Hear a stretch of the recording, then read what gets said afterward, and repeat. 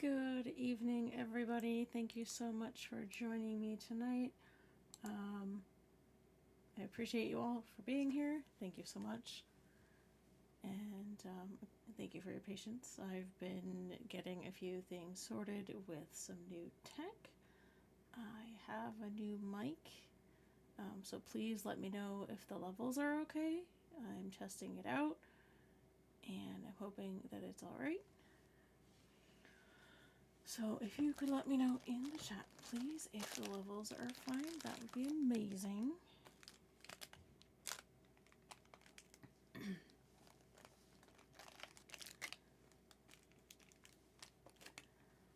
Alright. If I remember correctly, we left off on Sunday finishing out chapter 9, which means that we're going to move into chapter 10 of To All Things an End. I may only read 2 chapters tonight. The ones in the story tend to be a little bit longer. As I discovered on Sunday, that turned into a 3-hour stream instead of a 2-hour stream. So that was a long day. But it was fun. I really enjoyed it, but it's a long time to be reading. So just trying to keep that in mind and give my voice a little bit of a rest. So just something to keep in mind. Hope you all had a good day, and hope you're doing well. And thank you again for joining me this evening. I really appreciate you. Alright. Just getting some windows situated over here.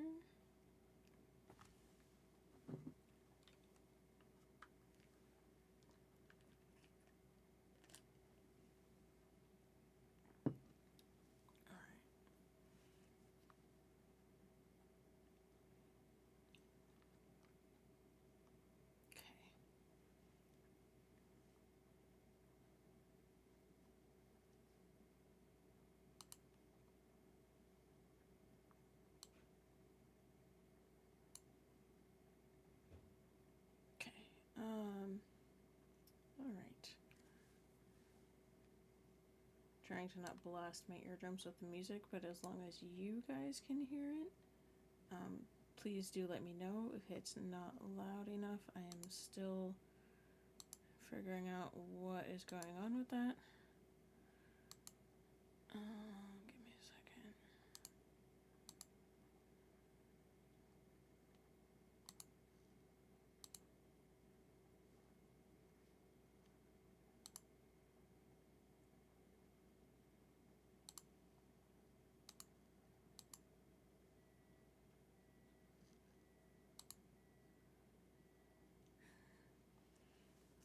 Thank you so much for the follow, Angela. I appreciate you. Welcome in. Get comfy, grab yourself a snack, and we're going to get started here very, very shortly. There's my music. Okay.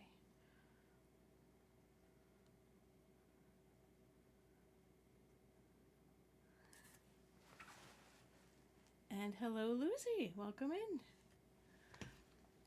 All right. As a refresher for those who just came in, we are continuing reading this evening with To All Things an End. We're starting this evening with chapter 10, and we may go 3 chapters. I put 2, but we will see how it goes.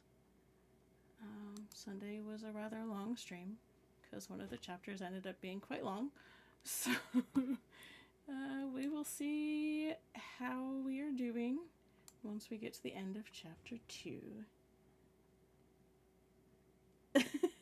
Well, welcome anyway. Thank you so much for following and joining us this evening. I appreciate you. All right. Chapter 10. Mikron snuffed his last cigarette, downed the last bit of whiskey, and stepped into the house he and Ari shared. He kicked off his boots just inside the door, placed his empty glass on the low table in front of the sofa, and moved to the hallway leading to what has been his and Ari's room a lifetime ago. The rogue paused at that. She'd moved on after he died. He couldn't blame her, and he really didn't. For him, those years had taken several life ages and no time at all. His love for her was the same as it had always been. In his mind, the years since he'd left were a terrible dream, but for her... He stopped at the open door and saw Ari laying in bed. Her chest rose and fell in the steady rhythm of sleep. She was beautiful. Age had added lines around her eyes and at the corners of her mouth, but she retained her fighter's frame and dancer's grace throughout time.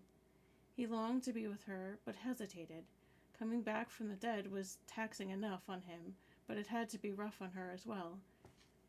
He could feel her confusion, and he understood it. They'd have to rebuild their lives together and reconcile the fact that Ari had lived without him, that she had children, that they had a grandchild. I can't believe how nervous I am about meeting him. Mick shook his head. I wonder if he looks like Kevin. He looked back towards Ari then. Sleep well, princess. He sent through the forest and saw a smile on her lips. He then turned back and flopped down on the couch. Callista and her friend Zan, an interesting match they made. She had heart and lots of it, and Mick could tell she'd be figuring into the bigger picture in a big way. The Mando, Mick smiled. He'd sure come in handy in the fight to come. Most Jedi would frown upon the careless use of the Force, but Mikron lifted a hand, and across the room the switch turned off the lights. Minutes later, sleep, real sleep, took the rogue. Hi, Harpax. Thank you for joining me this evening. Ari woke to an empty bed, and for a heartbeat, fearing that it had all been a dream. But the smells of breakfast and good strong calf flowing from the kitchen negated that frightful thought. She paused before climbing out of bed, seeing that Mick's side had remained unused. She frowned. I had hoped, she thought. Had she hoped what? That he'd jump into bed with a 74-year-old woman? He's 38 still. She shook her head in an attempt to shake those thoughts from her mind, physically. No, he had his reasons, I'm sure, she told herself. Trust him. It will be okay. After changing into pants and a military-cut blue blouse, she pulled her hair back into a ponytail and checked herself in the mirror. She'd have to stop at the office today, but only for a moment, and she was hoping not to attract a crowd. She grabbed her datapad and comlink and entered the kitchen to find Mick cooking up an old favorite of his, flapjacks. He gave her a big smile when he looked up from his cooking, and some of her earlier doubts melted away. Hey there, beautiful, he said, handing her a mug of caf as she sat at the counter. Hey there yourself, she replied, sipping at the caf. Sleep well? I think the couch remembers me. Mikron ran a hand through his rakish hair. I didn't want to assume. Rogue, she said as she took his hand. Tonight you sleep where you belong. Mikron smiled warmly and kissed her on the forehead. I love you. And I love you, Ari replied. Mick grabbed a couple of plates and served up the flapjacks. So, when do I get to meet Turlon? He asked around a mouthful. Before I have to put him to the test, I hope. Yes, dear. Ari laughed at the dribble of syrup over Mick's chin and wiped it clean with a towel. Thanks, he said sheepishly. No worries. She smiled. We'll stop by Turlon's quarters at the temple, which reminds me, you'll need to wear Jedi robes for this. Mikron sighed in mock frustration. I suppose. Oh, don't be so sullen, Ari admonished him. You look good in them, and I've got your old set of blacks in the closet. Great, the rogue smiled, sipping at his mug. Brown just isn't my color. Oh, I don't know, Ari shrugged. It would match your eyes, and I'm sure Einar would be more than willing to let you borrow a set. Mikron choked on some of his coffee and looked at her in bewilderment.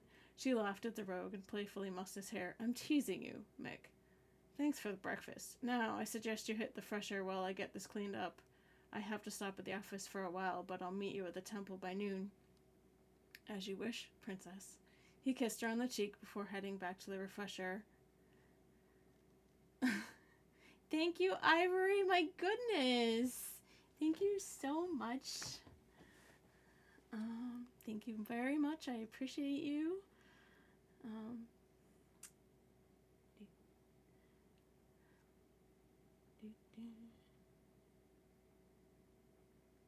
Hey, and congrats on the new badge.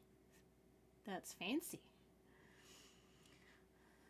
Ari tucked her officer's cap under her left arm, grinning. She watched him head down the hall as if he'd never left, had never even been gone. She shook her head, smiling, and headed out the door to the Imperial Palace to get a head start on her day's work. Callista woke slowly, the sun's golden rays touching her face as she rolled over and rubbed the sleep from her eyes. She glanced at the wall chrono. 0900. She'd better get moving. With a soft grunt, she stood and stumbled to the fresher. A shower always helped. 5 minutes later, she returned to the kitchen, toweling her hair dry as she prepared her tea using the force. The spicy aroma wafted across the apartment as she poured the hot water over the tea leaves. She let it sit and then began dressing again. This time, she'd found a loose skirt and blouse. It felt more comfortable than robes. Zan woke slowly as well, and after a quick shower, he put on some comfortable but clean civilian clothes and began to cook his own breakfast that he'd invited Callista over for: gold cakes, sausages, and Nerf strips with toast on the side, and behot and calf to drink. 40 minutes later, Callista was tucking her robes into a bag as she slung it over her shoulder and left her apartment. Zan's apartment in the master residence was 1 floor up and 2 hallways over. The ride was silent, and the lift deposited her to the correct floor without incident. She hummed a soft tune as she made her way towards his quarters. Zan could hear something from the hall, and stretching out his senses, he felt Callista coming down the hallway. "Open the door," he said, and the computer opened the apartment door, and he called her inside. Seeing the door slide open, Callista stepped inside. "Good morning, Zan. I hope you slept well?" She sniffed the aromas floating away from the kitchen. "That smells wonderful. Sure you don't want a hand?" He smiled. "Jade farter, Calica. I slept adequately, if not well," he replied, turning red at the gills as if he had them. No, you sit down. Never get in the way of a master chef at work." He winked. She just grinned and shook her head. "If you're sure." She set her bag down on one of the empty chairs at the kitchen island and slid easily into an extra one. Zan grinned. "I'm sure. Besides, I'm almost done," he said as he flipped the last grilled cake out of the pan. "So, how was your sleep?" She chuckled a little. "Not long enough. I woke early. I'm used to being up in the early dawn hours for my rounds." Zan chuckled. "Yes, I forget that the healer Jedi must keep to doctor's hours." He started filling plates with the food and set up a pile of 3 cakes, 4 sausage links and strips in front of Callista. "Eat up." She smiled slightly. "Yeah, I'm usually awake by 0600. Rounds are done by 8. Then I have lessons with the general for most of the day." She fell silent and began to dig into the food on her plate. Zan nodded and placed his plate on the counter before grabbing 2 steaming pots of liquid. "Behot?" "Yes, please," she said, nodding. "I remember when you introduced me to it. I've been trying to find more of it, actually." Zane poured her a cup of the steaming liquid. "It's hard to find outside of the Mandalorian Empire, but it can be found. Only it's called Candersh's antiseptic. Behot has natural antiseptic qualities that can be used for healing." She grinned. "Really? I'll have to do some research on it then." She nodded her thanks and raised her cup to her lips before taking a cautious sip. It wasn't too hot, and she took a couple of swallows. That helped. A lot. I tend to feel very fuzzy in the mornings, and calf gives me jitters.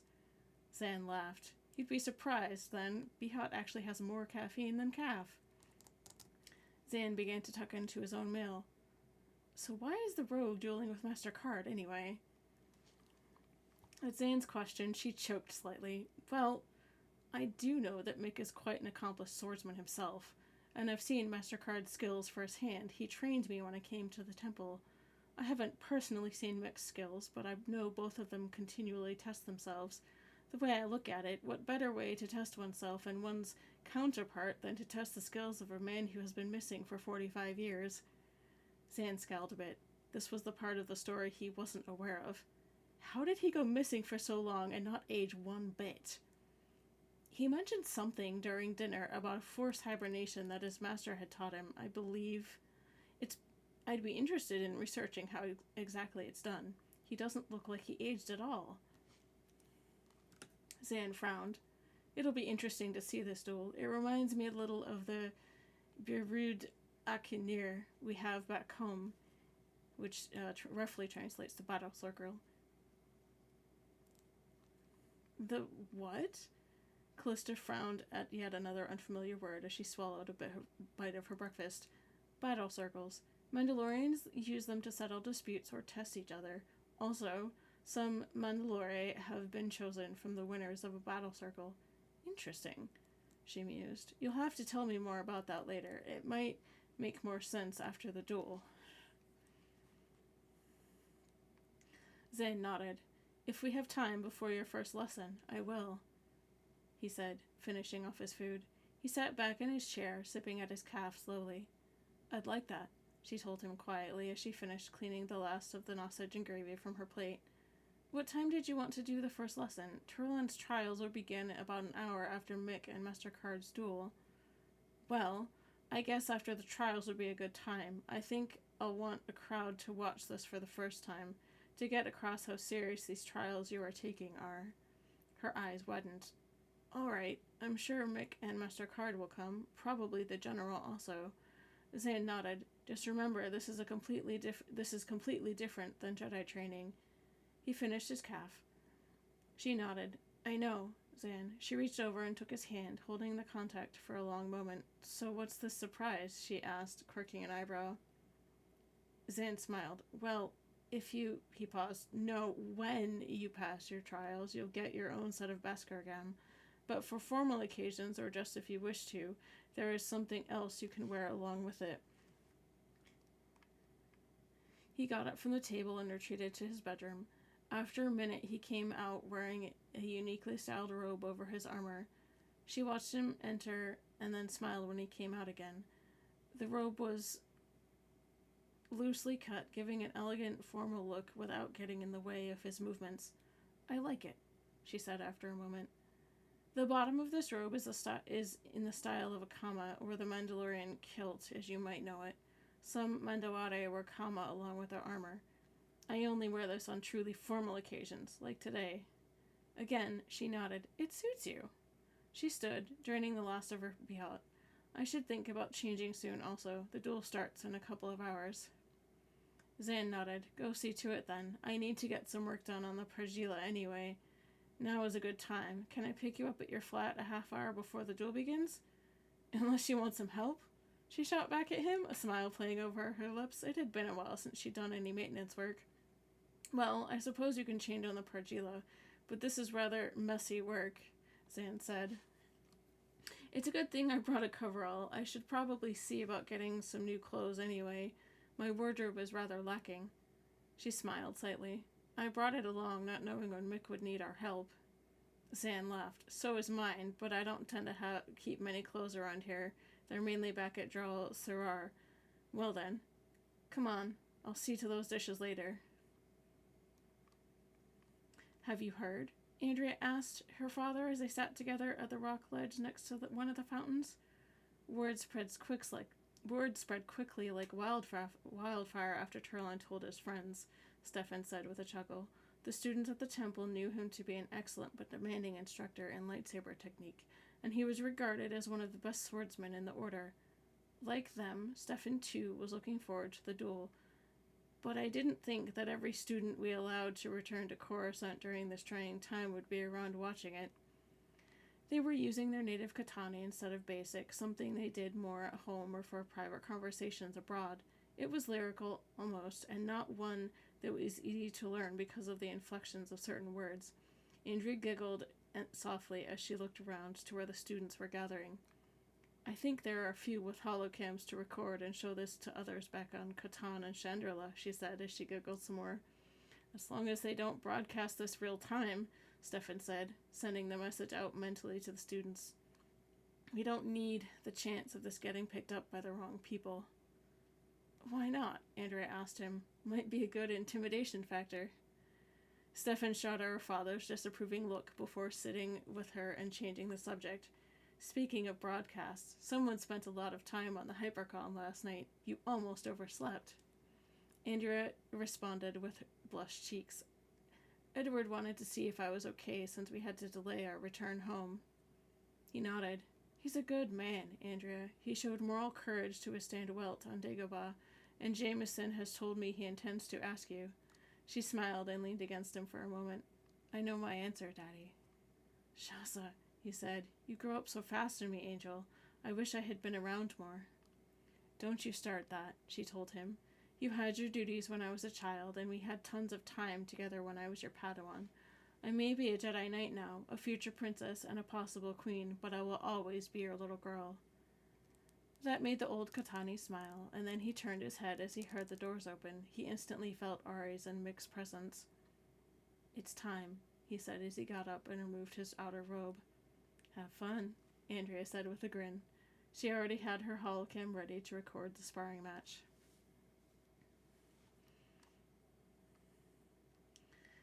They arrived at the temple just before noon. Turlan's trial was scheduled for early evening, and Mick's impromptu duel with Stefan was slated for around 1400. The rogue tugged at the collar of his black and gray Jedi robes and adjusted his belt. His lightsaber hung at his right hip, and he idly brushed his hand along the pommel. To his left, Ari looked stunning in her blue and black robes. Her hair was down and flowed in the wind as the two climbed the steps in the grand entranceway. After leaving her office, she changed into her Jedi robes, the best ones to suit the occasion. They made their way to Turlan's quarters without incident, though Mick could feel a strange curiosity in the air. More than a few pairs of eyes lingered on the rogue and his wife as they walked the hallways of the temple. We do stand out, he heard Ari's voice in his head. Mick threw her a conspiratorial wink and flashed a rogue grin. They stood outside the door to Turlan's quarters, and Mick drew a deep breath. You ready, love? Ari asked. As I'll ever be, he answered. He reached out and knocked on the door. His heart caught a bit when the kid answered. He was a little broader in the shoulders and had brown hair rather than blonde, but he was a spitting image of his father, Kevin. Can I help you?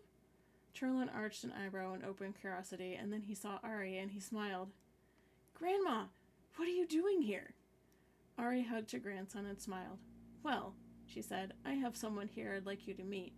He will be testing your saber skills today in the trials. Oh, it's a pleasure to meet you, Turlan said, shaking Mick's hand. Master, why do I feel like I know you? Mick Rondin, Mick said, and locked eyes with his grandson. Turlan's grip faltered. He looked at Mick, then at Ari, and then at Mick again. How? You missed the huge explanation, but we've got all the time in the world to catch up, Mick Ron said.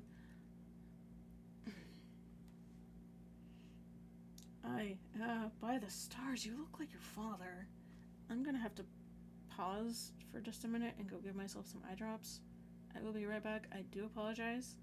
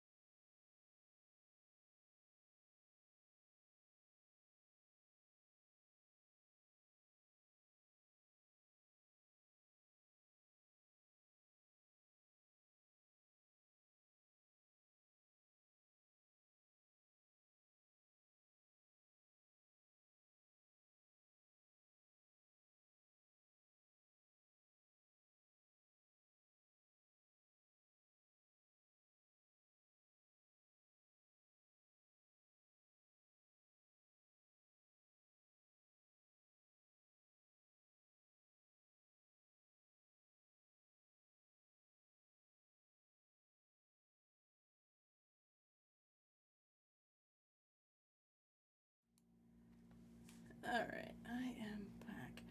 Also, if you guys see me rubbing out my eyes, please redeem the eye drops command. It's literally !eye drops. I spend a lot of time looking at a computer for my job, so if you see me rubbing out my eyes or blinking a lot, please do that as a reminder for me to go put in eye drops.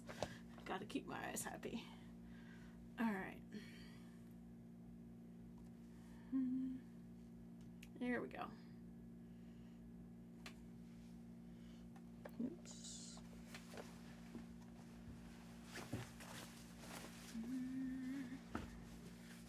Getting situated again. There we are. Okay.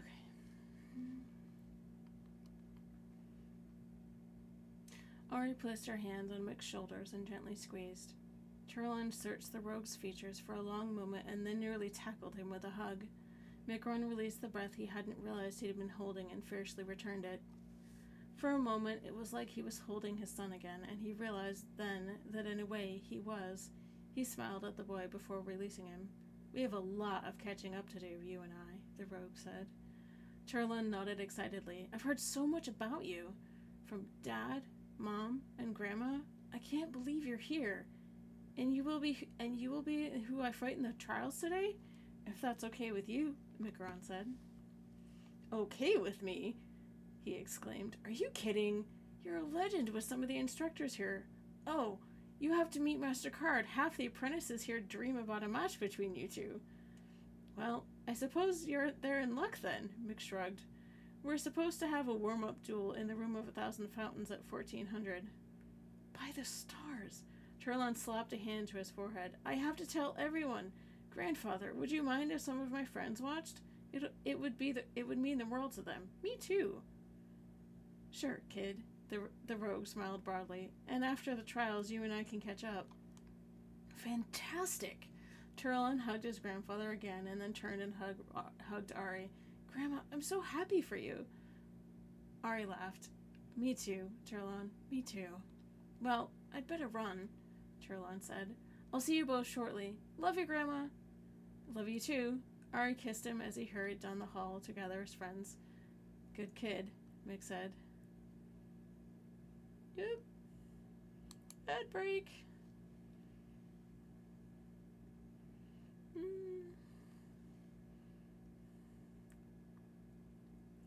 And for those of you who are subscribed, thank you for your patience. I do try not to read during the ad breaks.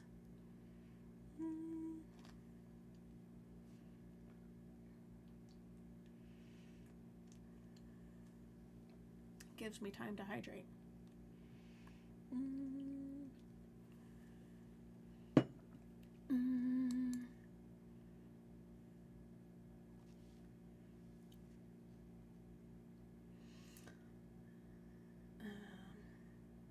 Also, thank you for your patience with my eye drops. I do have to deal with those periodically. My eyes get cranky if I do not, especially with all of the staring at the screen. So I appreciate your patience with all of that. And we'll be back in about 23 seconds.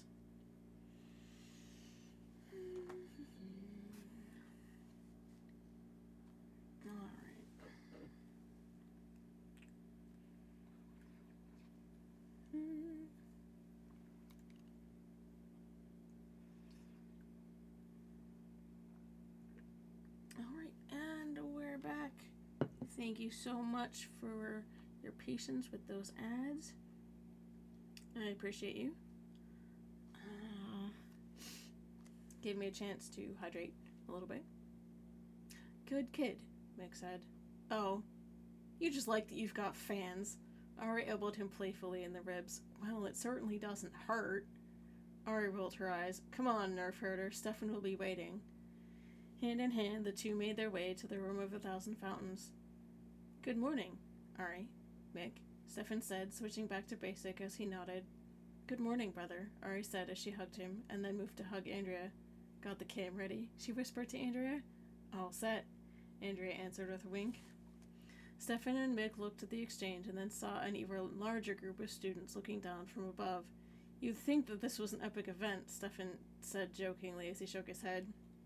We should have sold tickets, Mick said, bringing a laugh out of all of them. Well, whenever you're ready. Stefan walked out into the open area surrounded by fountains as Mick took off his outer robe. He was already sizing up his opponent. His walk, his stance, everything. He could also sense that Mick was doing the same.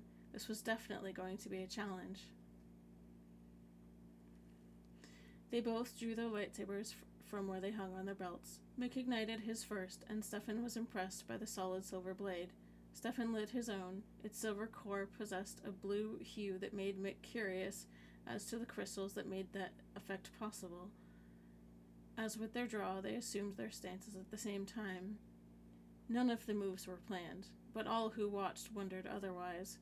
If it had not been for the sound of falling waters, you might have heard a pin drop. Any time now, Ari thought. As though her thoughts were a trigger, the two moved on each other quickly. She was the only one without a wager on this duel.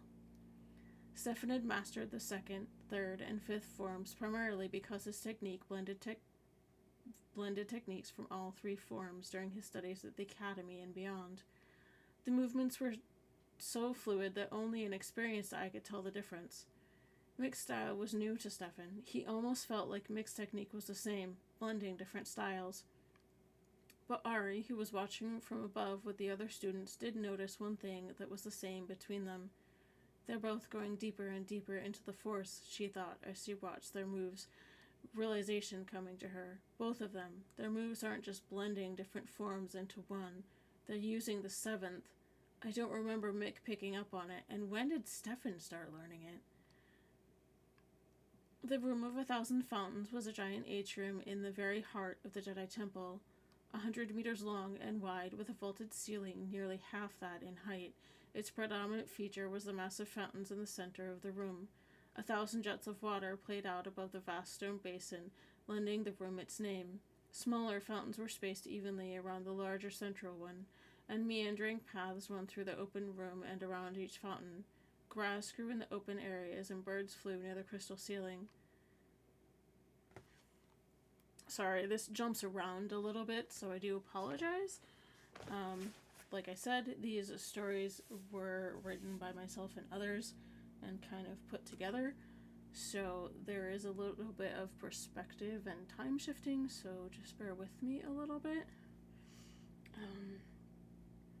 We're moving backwards just a little bit. Mick and Ari strode down the central walkway. Jedi students and masters congregated about the many fountains, but their attention turned to the two as they entered. Soft music floated on the circulated air, and Stefan Card was sitting at the base of the central fountain. The warrior held a flute to his lips and seemed to be lost in the flowing melody he was playing. The rogue stopped meters from the man and listened to the music. In its rich depth, Mikron found a strong undercurrent that resonated to his very being. This would be good, the rogue smiled. He caught sight of Zan and Callista coming towards them and nodded at the two. Callista hugged Ari and grinned at Mick.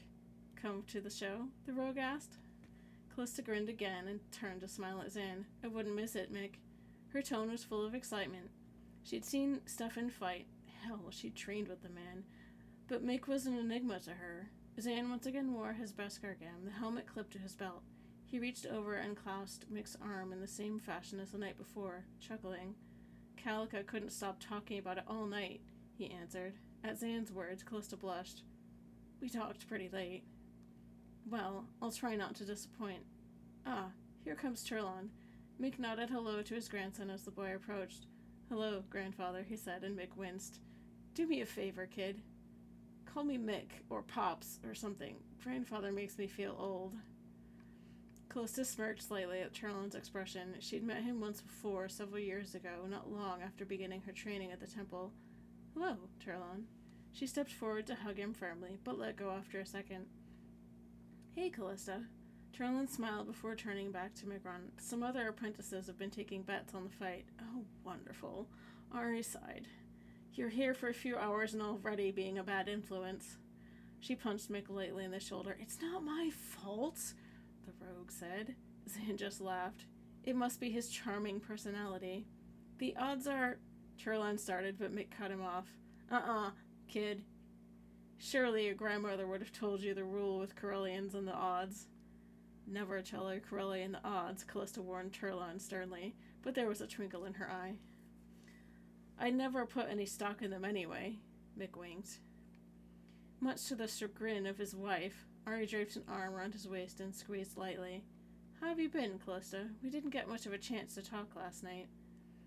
A slight blush touched Callista's cheeks. I've been rather occupied with my studies lately. Having Zan here to visit is a nice distraction, she admitted after a moment, knowing Ari could sense her emotions. We can catch up after the trials, perhaps? That would be wonderful. I'm sure Micron will want to slink off to some pub afterward with his adoring fans. We'll have plenty of time. Ari smiled. Indeed, came a man's voice. The music stopped and Stefan Carr joined the group. It would appear we've attracted some attention. Callista smiled and nodded towards Stefan. Fair morning, Master Card. I trust you slept well? She nodded to Ari's comment. I'd love to. Zan smiled slightly, squeezing her hand briefly. He could feel the training warring with her urge to relax. It would seem that way, Master Card, Mick said. Please, call me Stefan, the Katani told him. You've got it, pal. Mick nodded. Shall we get to it then? You'll wait for the rest of us to get some distance, I'd hope. Ari shook her head at the rogue before whispering in Callista's direction. Men. Callista grinned and rolled her eyes, receiving a good-natured jab in the ribs from Zan. She squeaked in surprise and rubbed at her side. He smiled and shrugged as if to say, Oops. Come on, Grandma, Turlon said. My friends and I have a great spot picked out. Callista, perhaps you and your friend would like to join us? A slow smile spread across her face as she nodded. Certainly, Turlon. She looked up at Mick for a moment, silently wishing him well as she followed Ari and Turlon. Zan surprised her by gently taking her hand and helping her wend her way through the crowd. Micron watched as a small group made their way to an alcove of benches well away from the central fountain but still in good view. Well, I suppose there's no backing out now, Stefan chuckled. Would you really want to? Mick arched an eyebrow at the man as he removed his outer robe and set it on a bench near the central walkway. Of course not. Stefan grinned as he removed his own robe and set it next to Mick's. The Katani then strode to stand at the central walkway near the fountain. Micron went to stand 5 meters from Card on the same walkway, his back to the entrance 30 meters back. Stefan and Mick unclipped their lightsabers from their belts simultaneously, and any conversation that had been happening immediately stopped. The room itself seemed to hold its breath. Micron nodded to his opponent and rolled his head around on his neck to loosen it. He stretched his arms and legs before settling into an easy Form 3 stance. His blade unlit, he watched as Stefan went through a series of slow katas. Micron could feel the force flowing in and around Stefan and grinned again. You're not playing around, he thought. Good, neither will I. The rogue then shifted his stance. He splayed his feet wider than shoulder-width apart and dropped into a crouch. His right hand held his blade, still unlit, behind his back and slightly raised. His left hand splayed out before him and nearly touched the ground. His head hung loose on his shoulders, and he closed his eyes. With a calming breath, he began to channel the force into and through himself. The hairs on the backs of his arms and hands began to stand on end as the energy rushed through him. He looked up then. His eyes nearly glowed with electricity. Card paused and smiled predatorially before flipping his hilt into a reverse grip and assuming a more vertical stance. His right hand held his blade, unlit, straight down at his side. His left he kept in front, open and easy. His feet were shoulder-width apart, his left leading, his right slightly back, presenting Micron with a limited profile and hiding the exact location of his lightsaber. The force swirled around the two like a gust of wind and then abruptly stood still. The silence was deafening as the two warriors' eyes eyed each other across the distance. Time stood still, and even the birds had ceased their chirping in anticipation of what was to come. And it came like a crack of lightning. Stefan had crossed the 5-meter gap in the blink of an eye, swinging his blue-silver blade in a backhanded arc at the rogue, igniting the weapon mid-swing. The rogue brought his own blade forward in a sweeping block as he leaped up and back in a twisting flip that would land him another 5 meters back. His feet hit the ground and he rushed his opponent. His silver blade lashed out towards Stefan's head, who caught the blow close to the hilt with his own blade before riposting in a lunge for Mick's abdomen. Mick batted the strike wide and stepped closer to the Katani, ramming his left shoulder into the warrior and staggering him back. Stefan arched an eyebrow as though to say, "You want to play rough?" Mick twirled his saber through an infinity loop and raised his hand, palm up. With a smile, he beckoned Card to attack. The two warriors rushed each other, and the impact of their blades sparked brilliantly. The grass around them was pressed flat with the force of their blows. The attacks flew faster than some of the apprentices could track. Their blades became solid paths of light, weaving a deadly pattern around the two combatants. They crashed together again and again in rapid succession as they fought on. Stefan brought his blade crashing down on the rogue in an overhead swing. The rogue caught the blow in the middle of his blade, held horizontally just above his head. Micron then gathered the force and hit the Katani with an upward force push that sent the man flying. Stefan twisted through the air in a flip that landed him atop the central fountain. Micron rushed the base and leapt up at the Katani, his silver blade flashing. Stefan blocked and hit the rogue with a force blow of his own. Mick felt the blow like a solid kick to the chest. Rolling with the momentum, he hit the ground. He sensed Stefan coming down on top of him, and he planted his left hand on the ground mid-roll, launching himself up and away from Stefan's spinning blade. Nearly before his boots touched the ground, he was on the Katani again. The fight ranged across the room, neither warrior gaining the upper hand on the other. Their movements flowed with the current of the force being drawn through both of them. Every attack came immediately after a block, flowing with the rhythm of the fight. Their blades flashed with increased speed and enthusiasm as the fight flowed on. In each other they found worthy opponents, each capable of taking the other to the outer limits of their skill and pushing beyond. Stefan snapped off a roundhouse kick at Mick's stomach, but the rogue wasn't there, and his kick sailed on through. Taking advantage of his opponent's momentary lapse in balance, Mick swept a low kick of his own that took Stefan off his feet. Wasting no time, the rogue brought his blade down in a sweep at the Katani's midsection. Somehow, the warrior managed to block even as his back hit the ferrocrete of the walkway. He rolled away from the rogue and got his feet back under him. Mick then rushed at Card and feinted high right before slashing low left. Stefan caught the blow and gathered the force for another push. The rogue, meanwhile, built up a force push of his own. Their blades locked, and Stefan and Mick attacked at the same time. Their hands came up and stopped, a mere finger's length away. The force flowing between them was nearly visible as each focused more on the attack. With a sound like thunder, both were flung in opposite directions. Mick landed in a crouch and straightened. Stefan, likewise, stood from his landing spot. Wordlessly, the two stalked toward each other, each step purposeful, slow, determined. As they neared each other, both threw their blades into whirring infinity loops, engulfing them in walls of silver and blue-silver light. Their blades met with enough force to stagger them both, but Mick pressed in immediately. He cut two quick blows. Hold on a second. He cut two quick blows at Stefan's right shoulder before throwing a crushing shot at his left. The Katani rolled with the force of the blow and whipped his blade around in a horizontal arc at Mick's waist. Instead of blocking the blow with his saber, Micron rushed in and managed to catch Stefan's wrist in his left hand. He brought his own blade up to the Katani's neck and held it there, motionless. "You're good," Mick said, meaning it with every fiber of his being. He released Stefan's wrist and extinguished his blade. Likewise, the Katani grinned as he extinguished his own lightsaber. "Though the day is yours, it would seem." "I tried something new," Mick shrugged. "It worked today.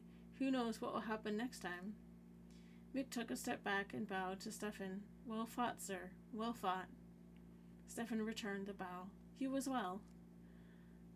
The crowd cheered, and soon the two warriors were surrounded by enthusiastic apprentices and masters alike.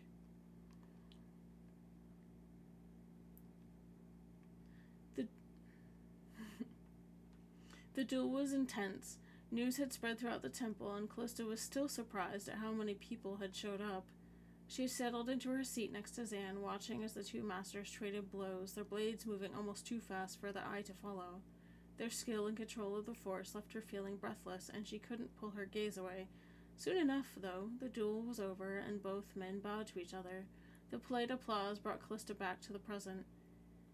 Zan sat impressed by the power and control that both masters displayed in the duel itself, but he also judged how they moved.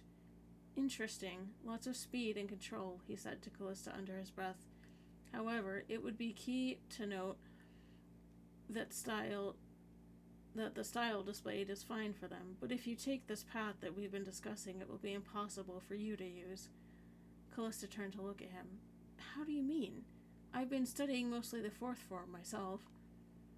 The forms are fine starting points, but they are mainly meant for those that rely primarily on the saber and the force. My fighting style is completely different, and you'll find that the ability to flip around a cartwheel out of range of a blow is next to impossible in Beskargam. She shrugged. I don't do much of the acrobatics anyway. I was focusing more on the saber work, but as you said earlier, I'll also be learning many other weapons. Zan nodded. The saber will still be important for us, but our other weapons are given the same respect as a lightsaber. They are tools, not weapons. You'd be surprised how a seemingly inelegant weapon such as a blaster or a ripper can be elegant if used properly. Callista pondered that for a moment and then nodded. And just using a lightsaber does present a slight problem.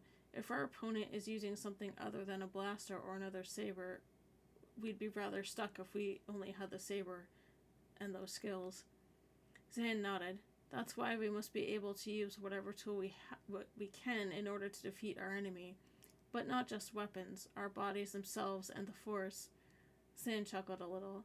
And in my area of work, my tools stretch beyond even that. What do you mean? She asked, a note of curiosity in her words. The intelligence work? Yeah, I do a lot of things, not all of which are particularly pleasant, to achieve the goals of the Order. I have a slight healing ability, and I use that if need be, but I'm talking about slicing. Threats or negotiating and bribes, everything I can use to achieve my goal and that of the Order. Those would indeed be useful and necessary skills for someone in that field, though I'm unsure if I could see myself doing intelligence work. Zan nodded. Nor am I suggesting you change fields. I'm just stating this as an example of how a Mandalorian looks at things. Then he smiled. But that duel was pretty good for a couple of old men anyway. Callista covered her mouth with her hands, trying to stifle a laugh. Indeed, it was. I was rather impressed. I've seen Master Card's skills with the blade, but Mick's just wow. Perhaps 45 years in commune with the Force taught him things that even he is just starting to understand, which could explain it, Zan mused. Callista smiled. That makes some sense. I've read about how Master Kenobi communed with Qui-Gon Jinn. Maybe it's something similar to that? Perhaps. Master Kenobi's teachings taught us how to become one with the Force upon death. This is a bit different, Zan scowled slightly. We could always ask, you know. Mick's not that unapproachable, remember? We could, but I think he's still searching for answers. I'd rather give him space to find some of them. But then he winked. Doesn't mean we can't congratulate him on his performance, though. Of course not. It was spectacular. I'd never seen someone demonstrate that much skill. Zan climbed to his feet. Well, let's get over there before the General and his grandson take all of his attention. Callista mused. I think that's a rather losing battle. She could see Arya and Turlon already making their way towards Mick. Come on, we still got a small window before the graph net gets back online, he said, using spacer talk, and walked over to Mick and Stefan. Shaking her head, Callista just chuckled, lengthening her stride a bit to keep up. A few seconds later, she found herself neatly at Mick's elbow. It's not bad, Novrod. My friends, my brothers. It's not bad at all. I didn't think you two could move that fast in your old age, but I was proven wrong yet again, Zan said with a huge grin. Old age? Mick looked at the Mando indignantly. Are you going to take that, Stefan? I think he was referring to the both of us, Micron, the Katani chuckled. Though a lesson on manners will have to wait, I think. Right, Mick nodded. Turlon's trials. He turned back to Zan then. My dance card is full for the evening, but catch me sometime later, and I'll show you what this old Corellian can do. Callista grinned, knowing that was going to be interesting. Dance card, Mivan. Zan chuckled. I think I've got my own card full now, but you may be interested in watching my next dance, he said in the same vein. Callista watched Mick's reaction to that one. It certainly would be an interesting one, as Zan had planned. Oh, Mick said. Interesting indeed. The last time I saw a Mandalorian fight, well, they were lighting Vong on fire and blowing things up. I don't think they'll let us do that in the Room of a Thousand Fountains. Callista couldn't help it. She grinned, and then giggled, her gaze sliding to Zan. It's not quite that explosive, she ventured. For sake, Micron, Ari slapped the rogue on the belly. If eagles were lasers, the whole universe would melt when you spoke. Mick cast a betrayed look at his wife and then grinned wickedly. Hey, you married me. Callista gaped momentarily and then snorted, sharing a knowing look with Ari. Zan nodded. Alec, I don't think that would be appropriate, but I think teaching Callista some hand-to-hand techniques wouldn't cause much damage. To the fountains, at least. Then, after Ari's sentence, he laughed. The universe would melt. I think my arm would just dented. You catch on quick, pal. Mick threw him a wink. You'll do okay. Callista's gaze slid to Ari again, and she rolled her eyes slightly. Men, she sent to Ari, grinning. Indeed, Ari sent back with a smile. Zan just shook his head, knowing it was nearly pointless to counter that logic. If you're done posturing, honey, Ari told her husband, I think it's about time we met with the other masters. They'll want to go over some things for Turlan's trials. Aww, Mick whined in his best Skywalker impression, but I was gonna shoot womp rats with my T-16. Callista shifted from foot to foot somewhat nervously. You want to do that here, Zan? The rogue's eyebrow shot up. Do what, here, now? No, not now, Mick. After the trials. Ari rolled her eyes slightly. Oh. Not now, Mick. After the trials. She rolled her eyes slightly. That training session, she said. Zan scowled. It would be a good idea. After all, you chose the path, and these people are close to you. It would get your training off on the right note if you had support early on. But then he straightened. But it can wait till Turlan's trials are completed, and if he's anything like the general and a certain rogue, then all the better to wait a bit. He winked at Ari. Callista snickered. That's probably wise, and I can see your point.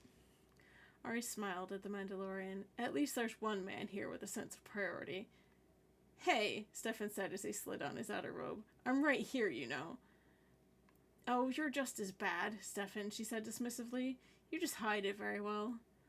Callista laughed then. She was starting to loosen up a little, but she still couldn't seem to lose the formality that was habit. Mick smirked, but the smirk turned into a grimace as Ari elbowed him in the ribs and nodded to the east exit. Come along, dear, Ari said. I don't need you corrupting my former Padawan. Oh, fine. Mick sighed in mock frustration before turning to Zan and Stefan. Women, he said. Callista's eyebrows shot up. I think it's a little late for that, General, she replied with a smile. Well, I've never actually been present for a trial except for my own. I'm curious if it's any different than mine was. Callista tilted her head slightly as she glanced at Ari. Would it be all right if we observed? My trials weren't exactly normal either. Oh, I imagine so, Stefan answered. You can view it from the observation level above the training center. But Ari's right, Mick said as he, too, slid on his outer robe. We really do need to get going. Zan and Callista, always a pleasure. I'll see you two afterward. Sure, Mick, Callista said, offering him a smile. Zan nodded. Yes, of course. We'll be around. Good, Mick replied, as Ari started to lead him away. Now, I must endure the endless droning of some old relics with nothing better to do. Callista snickered, trying to stifle it. Sorry. Ari shoved Mick forward and looked back apologetically. You'll have to forgive him. A good fight puts him in a good mood, and Mick in a good mood is never a great thing. Callista was tempted to disagree, but then she saw Ari's look and just grinned. I heard that, Princess. I said it out loud, nerf herder, she called back before giving Callista a hug. If you need an escape from all this testosterone, you know where to find me. Laughing, Callista nodded and returned the hug. I do, though I think I can handle it. For now. She smiled at Zan. I'll find you tomorrow for our discussion, General. Good, Ari said before turning to Zan. If you do end up fighting him, well, I have one piece of advice if you care to hear it. Zan raised an eyebrow. Alec? Alaran? Then caught himself. I mean, yes, General?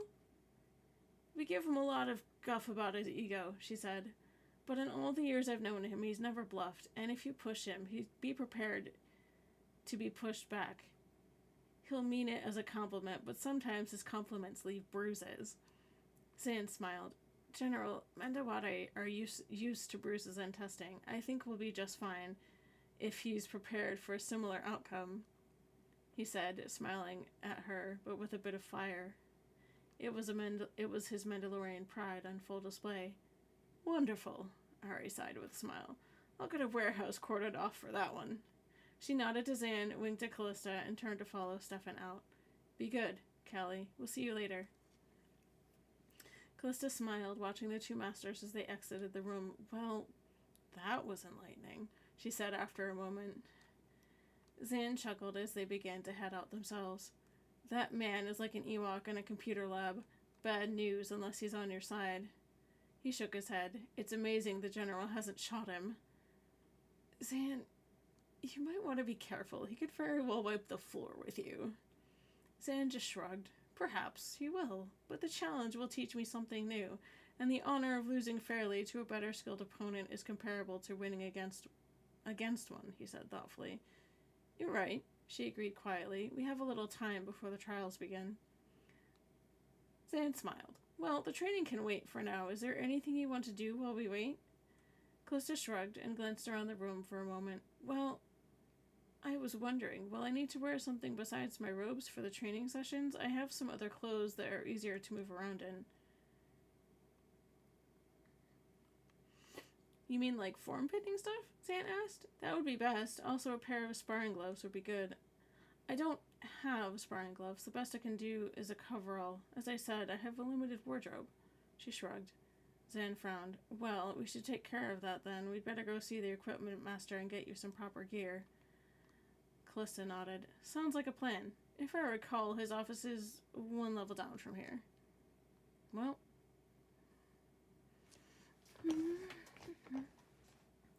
Oh, we have an ad break. I'm glad I stopped when I did. Ad break. Alright.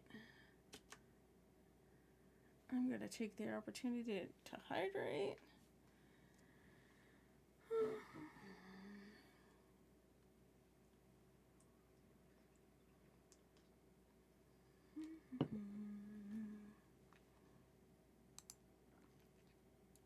Okay.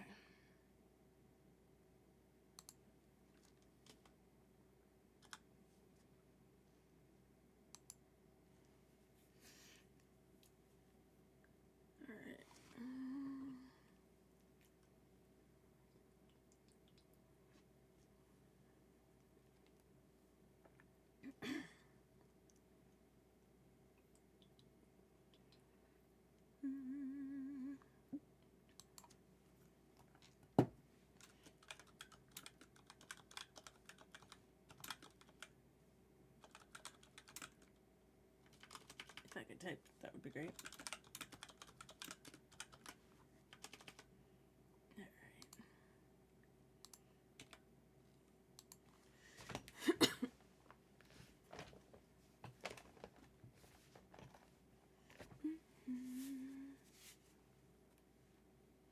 Alrighty, and we are back. Well, come on then, Zan said, already heading for the door. We should get these, and you should suit up before heading to the trials, except for the gloves, of course. The suit you can wear under your robes. He opened the door and waited for Callista to exit first. She glanced sideways at him as she passed. That sounds more comfortable, I suppose. I can't wait to get out of these things, she said, the last almost under her breath as they passed into the corridor. Laughing again, he nodded.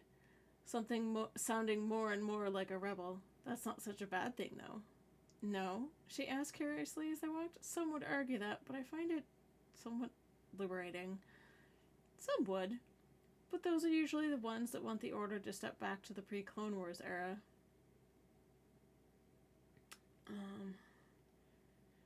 No working with the military, no relationships, taking children from their families. Zan growled in a display of his disgust. We don't need that. We need more Grey Jedi in the Order. Hell, some of the best Jedi in our history were Grey.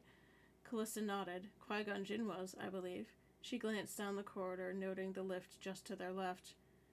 And if you use the old definitions to apply to current Jedi, Luke Skywalker was one, as was Corran Horn and a boatload of others. She pondered that for a moment and nodded. I suppose I could compare that to a plant's need for light. There's a balance. Too much and it gets sun-scald. Too little and it becomes weak and dies.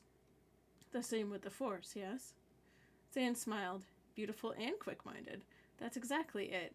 Balance is not a denial of emotions or other things, but creating balance in all things. Callista smiled and blushed slightly. Sometimes it helps to relate to what I know.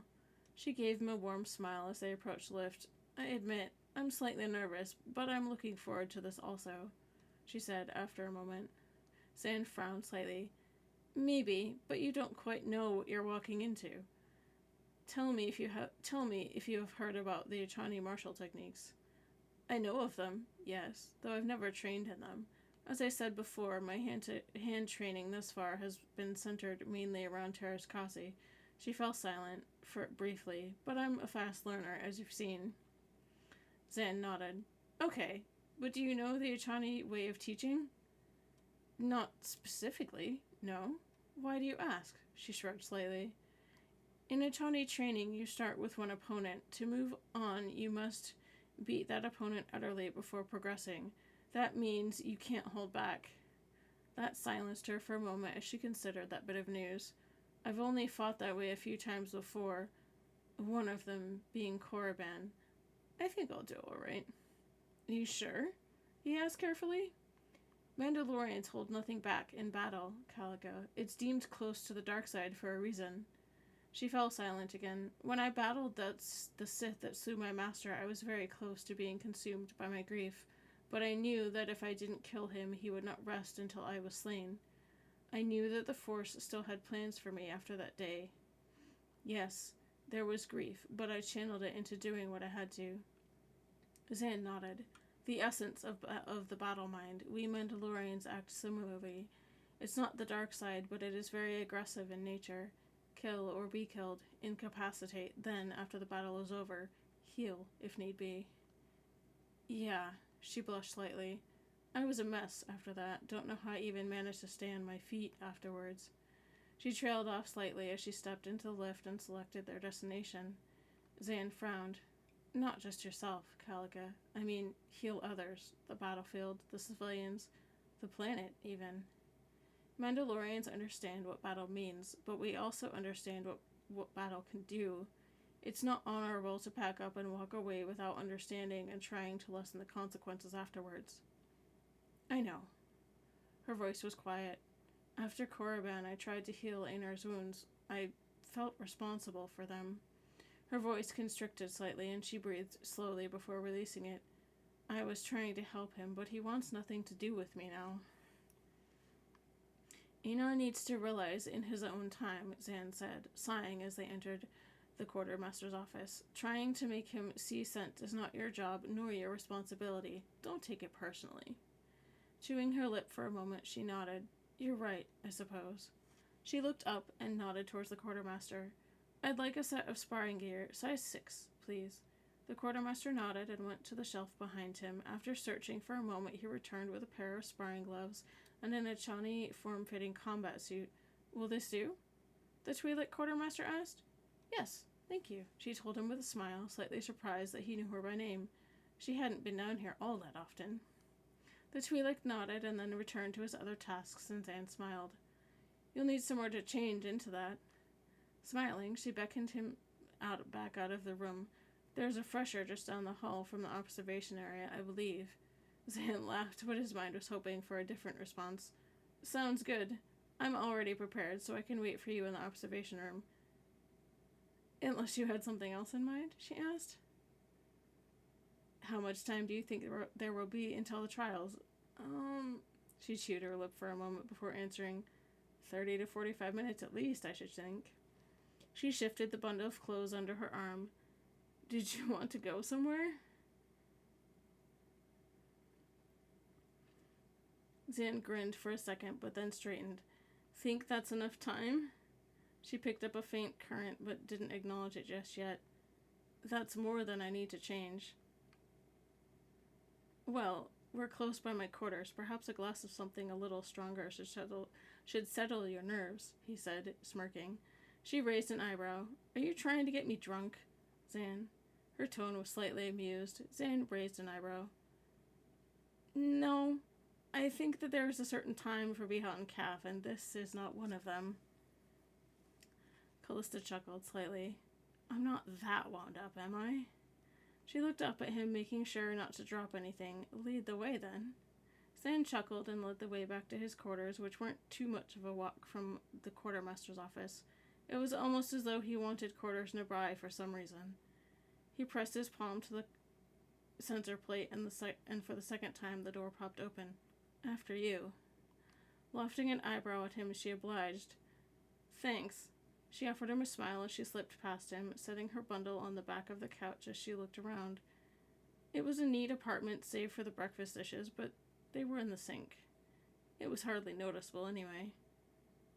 Well, I normally carry Mandalorian drinks here, but I may have some wine if you want, or you could be a bit adventurous and try what I'm going to have. I like a bit of wine now and again, she told him, smiling a little. What else did you have? She leaned against the couch as she looked around some more, getting a sense of the place. Narcoleth, a potent Mandalorian version of whiskey. I've got some Tihar, a fruit-based brandy, which is what I'm going to have. He pulled out a black can with Mandoa writing in Arabesh all over it. The Arabesh read Copper's Reserve. This is Natragal, or in basic, black ale. She pondered that for a moment. How about some of that Tihar? That sounds interesting. Zan nodded and pulled a bottle from the chiller and then grabbed an ornate glass from one of the cupboards before pouring a measure of the clear liquid into it. Grabbing a pint glass, he then cracked his can and poured the contents into that for himself. After it settled, he grabbed both glasses and headed to the living room where he handed Callista the Tihar. It smells sweet, but it's not as sweet to taste as you may think, but it's still fairly sweet tasting. With a quiet nod, she raised the glass to her lips and sniffed before taking a cautious sip. It was indeed sweet, but not cloyingly so. It warmed her pleasantly as she felt the alcohol settle in her stomach. Zan took a long sip of his Natragal, but even so, he knew Callista could tell he was holding himself back from polishing off the entire thing. Now that's better. Haven't had a proper Natragal in a few weeks. I was dying for one. She tilted her head at him after taking a slow sip. Why so long? He seemed to be relaxing slightly, and though Callista had only had a few sips, she could feel herself beginning to relax as well. Perhaps it was the alcohol and his presence combined. Missions, fieldwork in my department is less glamorous than it sounds. Days and weeks under cover with nothing stronger than water. And no one to talk to either, I suppose. It could get rather lonely. She took another sip of the Tihar, relishing the sensation again. Zan nodded. I don't have many friends on Mendayam or within the Order. Mine is sort of a solitary life, he said, sadness creeping into his words unconsciously. She reached over and gently laid her free hand on his arm. You've got me, she said quietly with a gentle smile, before taking another sip. She was starting to feel just slightly buzzed, but at the same time she could feel some of the tension draining from her shoulders.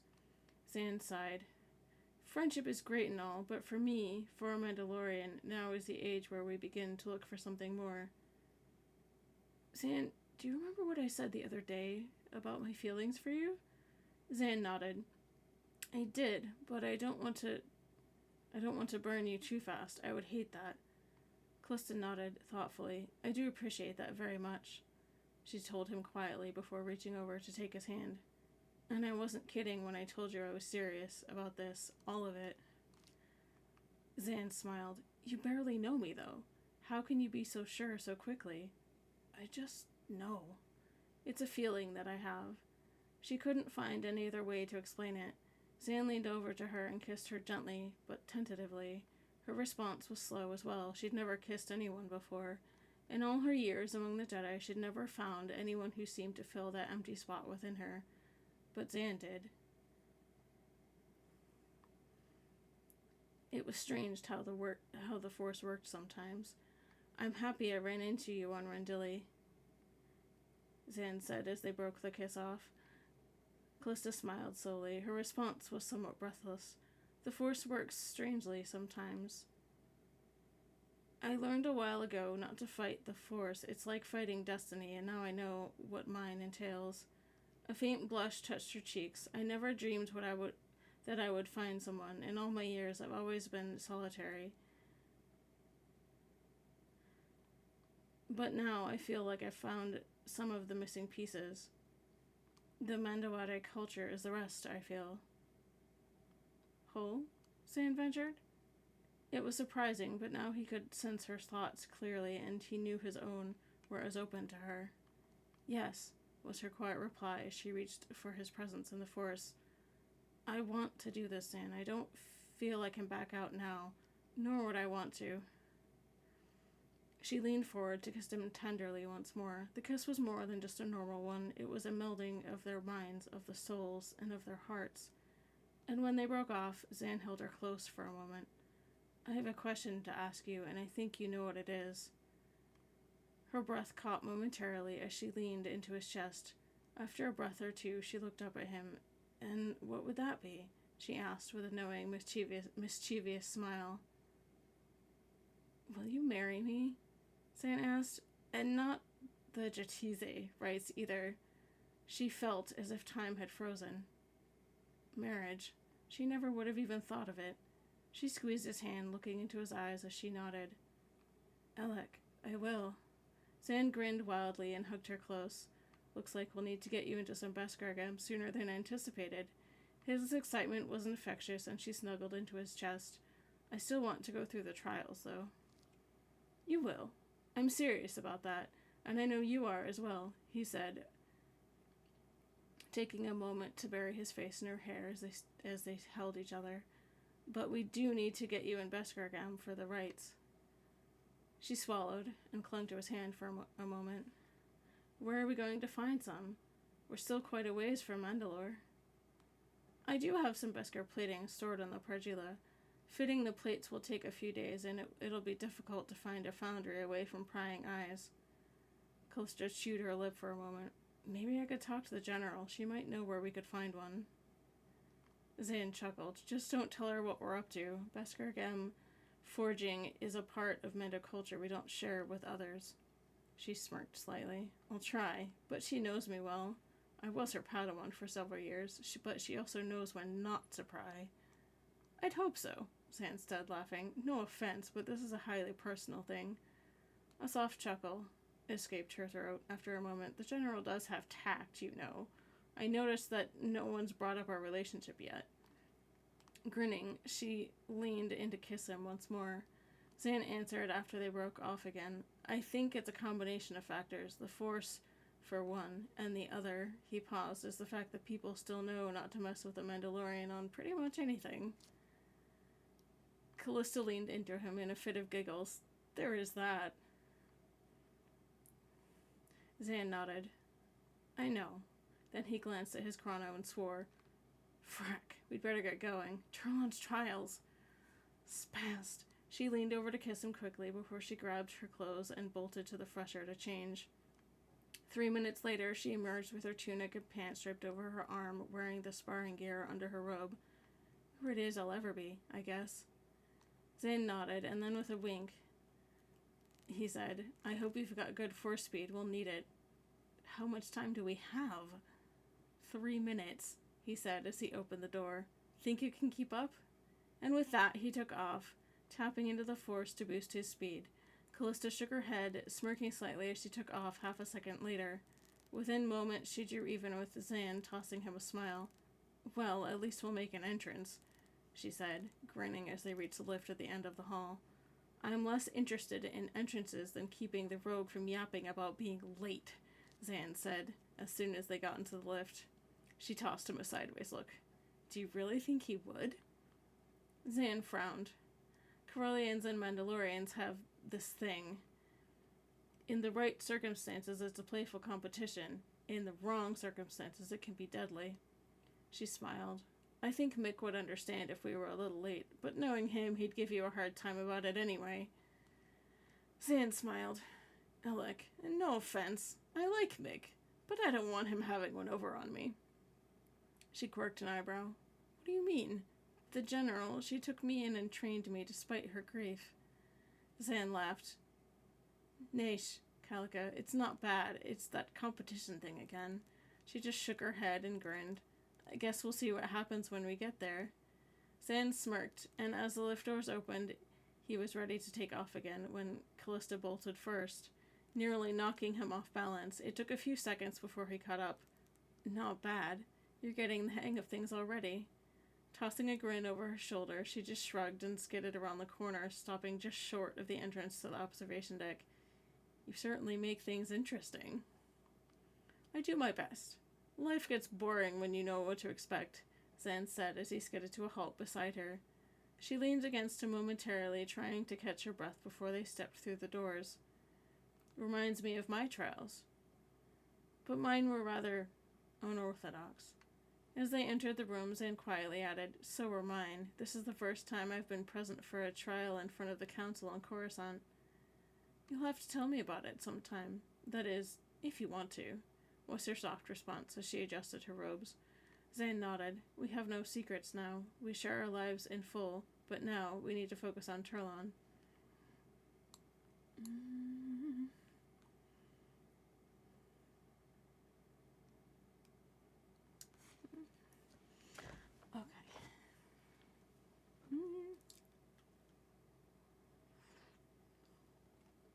Chapter 11.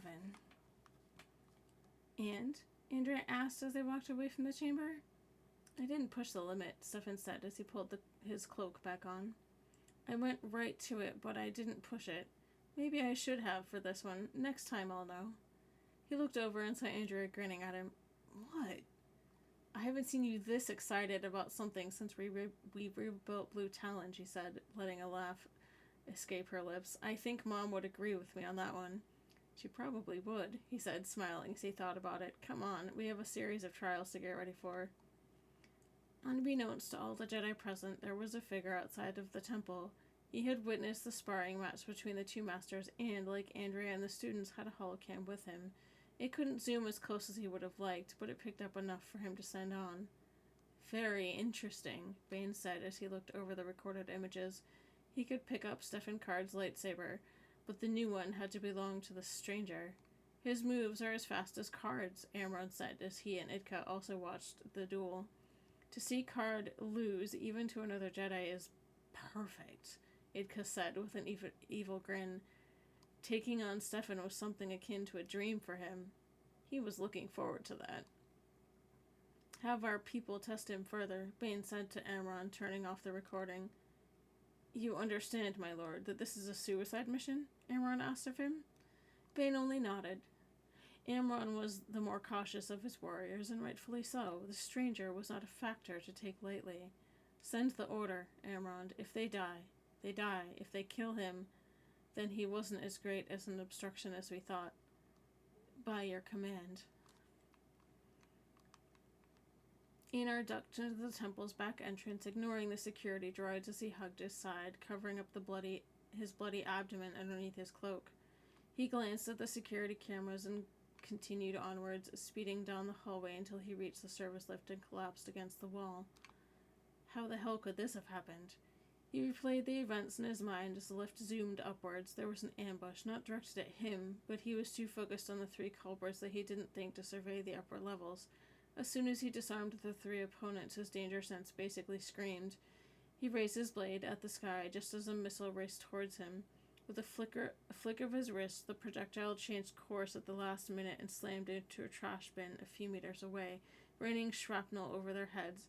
A piece of metal had struck his abdomen, digging into his flesh, but thankfully not severing any arteries or damaging his internal organs. His ears rang from the concussion that still vibrated through his very bones. He opened his eyes and dug his way out of the shrapnel and rotten food, his hand still clutching his lightsaber. The beam emitter was shattered, sparks shooting from the damaged weapon. He pulled himself to his feet and almost dropped back down as the pain overwhelmed him. He looked down at the pieces of metal sticking out of his side, blood dripping down his leg. He tried to concentrate his midichlorians to gauge the damage, but he was not a healer. He never had been, but it felt all right. So he bit down hard and grabbed the object tight and pulled until it was clear. The pain dropped him to his knees, and the scream echoed throughout the alley, sending the lone survivor running. Einar tried to get to his feet to stop him, but his legs refused to move.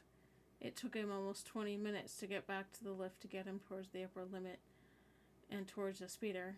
He almost fell out of the lift as it reached the med center, and within moments a medical droid hovered towards him and grabbed his arm. "Just close the wound and get me a back-to-patch. Master Jedi, you are suffering from a deep abdominal wound. I need to admit you and call a healer. Please sit down and we will start cleaning the wound." He grabbed the droid's metallic neck and pulled with the assistance of the Force. "Close it. Now." Catan. "This planet is so pretty," Kara said as she and Dylan walked down the woodland path from Edmonton to the Card home. Dylan had lost count of how many times they had walked so many paths around his home. They talked back and forth as they walked, both sharing as they continued. "You had it so well here." "It hasn't been all that fun and grand," Dylan told her as they walked. "My training took a lot of time, a serious commitment." "A whole lot?" she asked. "Well, I had some time before I started," he said. "I still had some healing to do after the attack on Tal." "I'm sorry, I can't imagine what that must have been like." "The cards really helped me out there," he said as they kept continuing down the path. "It made me one of them, helped me remember and honor their memory. Andrea was the one that first helped me notice that I had the ability to touch the Force. It was all downhill from there." "Wouldn't you say uphill?" she said with a smile. It was a warm one that Dylan was beginning to believe that she didn't show much. Maybe just for him. "I guess I would," he answered with a grin of his own. He could feel it in the Force, something that was right by their being together. And then his danger sense started to flare. "Get down," he said, his hand reaching for his lightsaber. Kara got behind him as he spun around, his blue blade coming alive just as a crimson one crashed into it. The force of it pushed him back, and he directed Kara into the underbrush as he spun to block the next strike from his attacker. The speed was so quick that he could see... The speed was quick, and he could see the hooded face clearly. He let his instincts, training, and the Force guide his reactions. It was the one thing that Master Card and his teachers at the Academy had continually had him practice his lightsaber forms, and he found a preference in the third. And at the moment, he was fully immersed in it as he continually parried his attacker's blows. "I can't keep this up," he thought as he kept blocking again and again. "To defeat him, I'd have to step it up, and I don't want to finish this in front of her." He spun as he blocked a lunge and flipped over his attacker. As soon as his feet hit the ground, he summoned a force hammer and sent the stranger flying into one of the trees nearby. The impact knocked his hood back over, and Dylan finally got a look at the tattooed face. "Falk?" he asked as he looked in disbelief at his attacker. He would have been his closest friend. With speed, Falk threw a smoke pellet in front of him, creating enough of a cloud that blocked Dylan's vision. Fearing a counter, Dylan called a breeze in to clear it out, but Falk was gone. What just happened? "Dylan?" Kara asked as she stepped out from the brush. She saw him standing there and could still tell the tension was in his shoulders as he had his lightsaber in his hand. "Are you all right?" he asked as he finally shut it down and put it back on his belt. "Are you?" she asked as she walked up to him.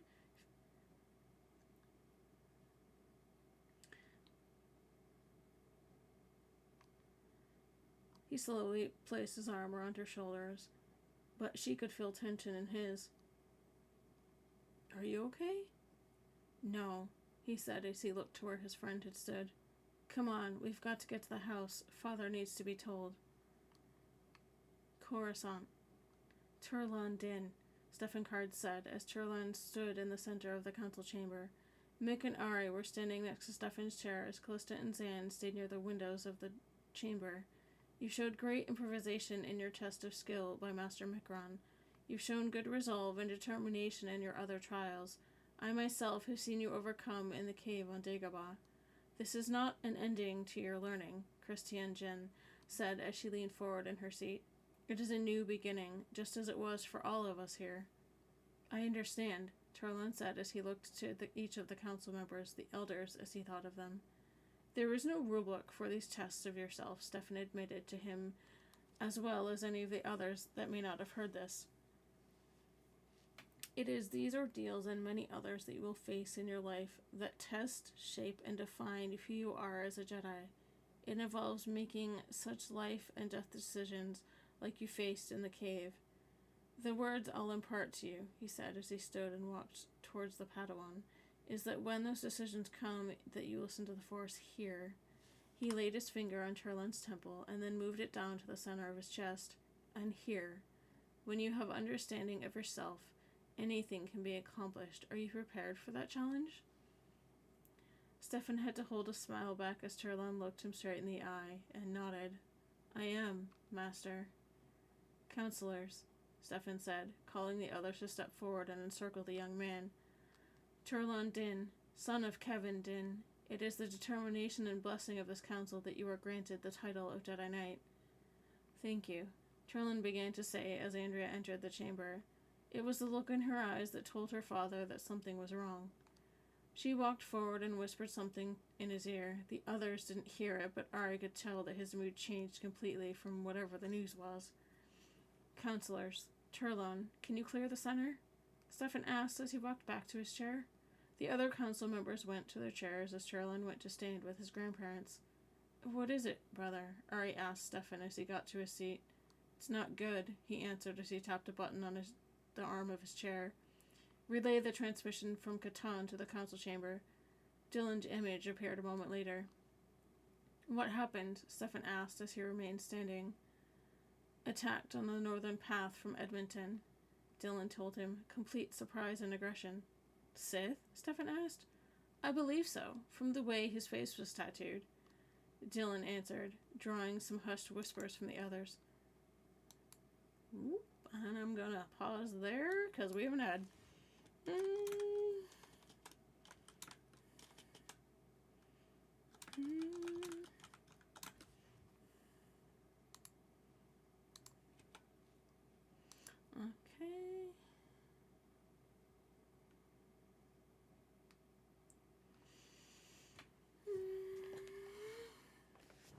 Okay.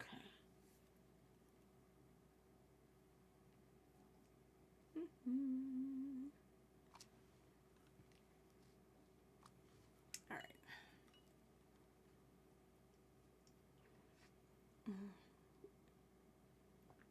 I am taking a hydration break while the ad is going. All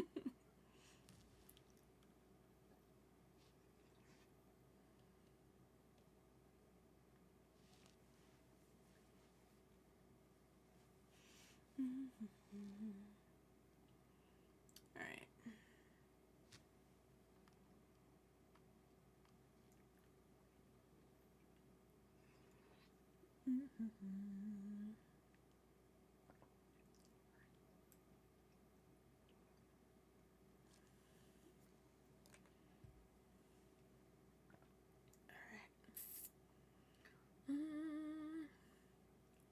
And we're back. Thank you all for your patience while we deal with the ads. I unfortunately can't control the fact that we have them. If you are not subscribed, they're a thing. So just bear with me. I do try not to read during them so that you guys don't miss things. I appreciate you for hanging out and still being here, even though we have ads. All right. I believe so, from the way his face was tattooed, Dylan answered, drawing some hushed whispers from the others. Father, it was Falk. Stefan and Christiane shared a look. How did they turn and retrain him? He's not been missing that long. Everyone else is safe, Dylan said, knowing that would be Stefan's next question. He disappeared as soon as I recognized him. Stay home and keep an eye out, Stefan said, cutting the transmission. The sudden tension in the air was thick enough to cut with a vibroblade. We are adjourned, he said softly, members of the council parting as he did so. Ari hung back a little bit as the rest of her group was leaving as well. Ari, I'll meet with you to celebrate later, Stefan said. Christiane, let us talk and see what we missed here. Jedi Council Chambers, Coruscant. The trials were interesting to watch, but unfortunately that was the farthest thing from his mind at the moment. After Stefan played the hollow of the Sith attack on his own son, Zan had been carefully controlling his emotions, and at the mention of Falk had him wondering. After most of the council had left and it was just the gathered relations of Charlon remaining, Zan spoke up. Okay, somebody care to clue me in here? Who was Falk, and why Catan? Christiane raised an eyebrow at Stefan before the Catani answered. Falk was a student of mine. He's been missing, but not for very long, as Dylan said. He rubbed the back of his neck and smiled slightly. Master Christiane, this is Knight Callista Gesserin and Master Zan Canadius. He works with Jedi Intelligence. The other woman nodded. A pleasure, both of you. I wish it were under better circumstances. Zan nodded. Likewise, Master Christiane. He looked at Stefan afterwards, though, and frowned. A former student, though. This is starting to get frightening. He shook his head. But I think we'd better put all our cards on the table here. He was speaking in his typical fashion. No one here has a skifter, I should think. He paused, looking at the others. So, out with it, Vaude. What are we missing? Falk was not just a student of mine, Stefan said as he gestured for everyone to sit, taking his regular seat, and while Christiane sat in hers, which was next to him. I took special attention with him for some time because of his brother, a good friend of mine from when I was first a student at the Jedi Academy. Callista, I've told you of him before when I first started training you in the lightsaber. Welt. Callista was surprised by the name. When Master Card had first told her of the young man, he had shown her one of the lightsabers that Will had used in their last duel on Dagobah. I didn't know he had family, she said as she nodded at the memory. I'm afraid that I still don't fully understand, Master, Zan said. Walt left the academy after he went through his trial of courage, Stefan started to tell them. At the cave on Dagobah, I never learned what happened, but he attacked me when he left. Several years later, before mine and Jade's wedding, he resurfaced as a Sith apprentice. A Sith, Zan observed. Too much to be a coincidence, Master Card. Aye, indeed, the Katani said next to him. I had to duel and defeat him not just once, but twice. A medical scientist decided to try and be a deity and see about using a specially modified Sparty cylinder in an attempt to bring back the dead. The madman chose to try it by bringing Welt back from the dead. I had to face him again on Dagobah. We told Falk about what had happened to his brother. Christian chimed in then. He had taken the news well, we thought, and passed his trials to become a knight. He was to aid one of our watchmen when he disappeared several weeks ago. And you think Bane would use this to turn his brother? Callista asked. I can only guess at Bane's motives, but I will venture a theory. Stefan began to tell them in confidence. Bane has had what seems to be a personal vendetta against me. He must have known that I took Falk under my wing after I faced Welt the first time. I cannot discount the idea that this is another personal message to me. Zan shook his head at this new information, but before he could say more, Stefan raised his hand. I know there are more questions, but Master Jin and I need to confer, please. Once they'd finished their conference with Master Christian and Stefan, Zan and Callista slipped out of the council chambers. It was late into the afternoon, and the halls were somewhat deserted. As they made their way down the hall, Callista let out a breath. I knew about Welt, but not Falk. That's news to me. She frowned.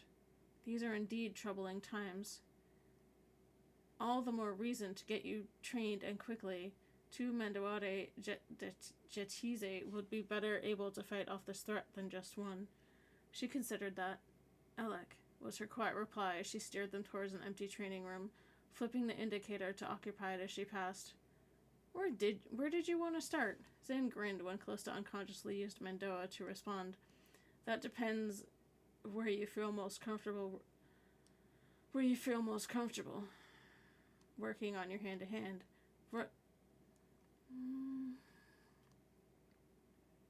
She smiled. This room's fine. I use it a lot when I train with Master Card. As she spoke, she shrugged out of her robe and laid it aside before she began running through a few stretches to warm up her muscles.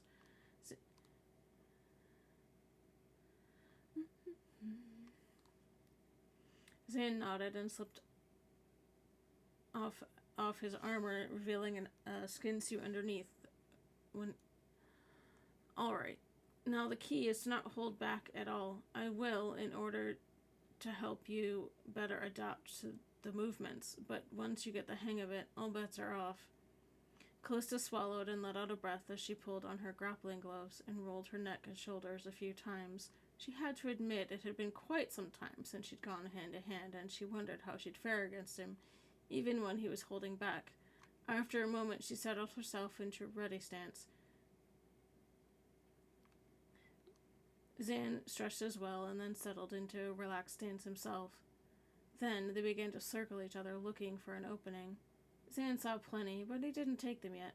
Come on, Calica, we can dance so you can show me what you do know so I can correct it. Callista smirked slightly at his words. In the next instant, she crossed the floor in 2 steps, her right hand slicing towards him as she moved. Zan blocked the knife hand strike with her inside block and moved counter to her rotation. He didn't smile, though, carefully measuring her response. Callista blinked, ducking to avoid his hand trap as she kicked him in the back of the knee before dancing out of range. Zan frowned, not for the blow, but the fact that she moved away. What are you doing? Callista shook her head, moving back in with a quick 2-punch combination followed by a knee to the groin, batting his hands out of the way as she did so. Zan fell to his knees, but when she batted his hands aside, he rolled, kicking at her legs. Good, but not quite. Callista grunted, landing hard on her back before she rolled to her knees and straddled him, moving to apply a chokehold.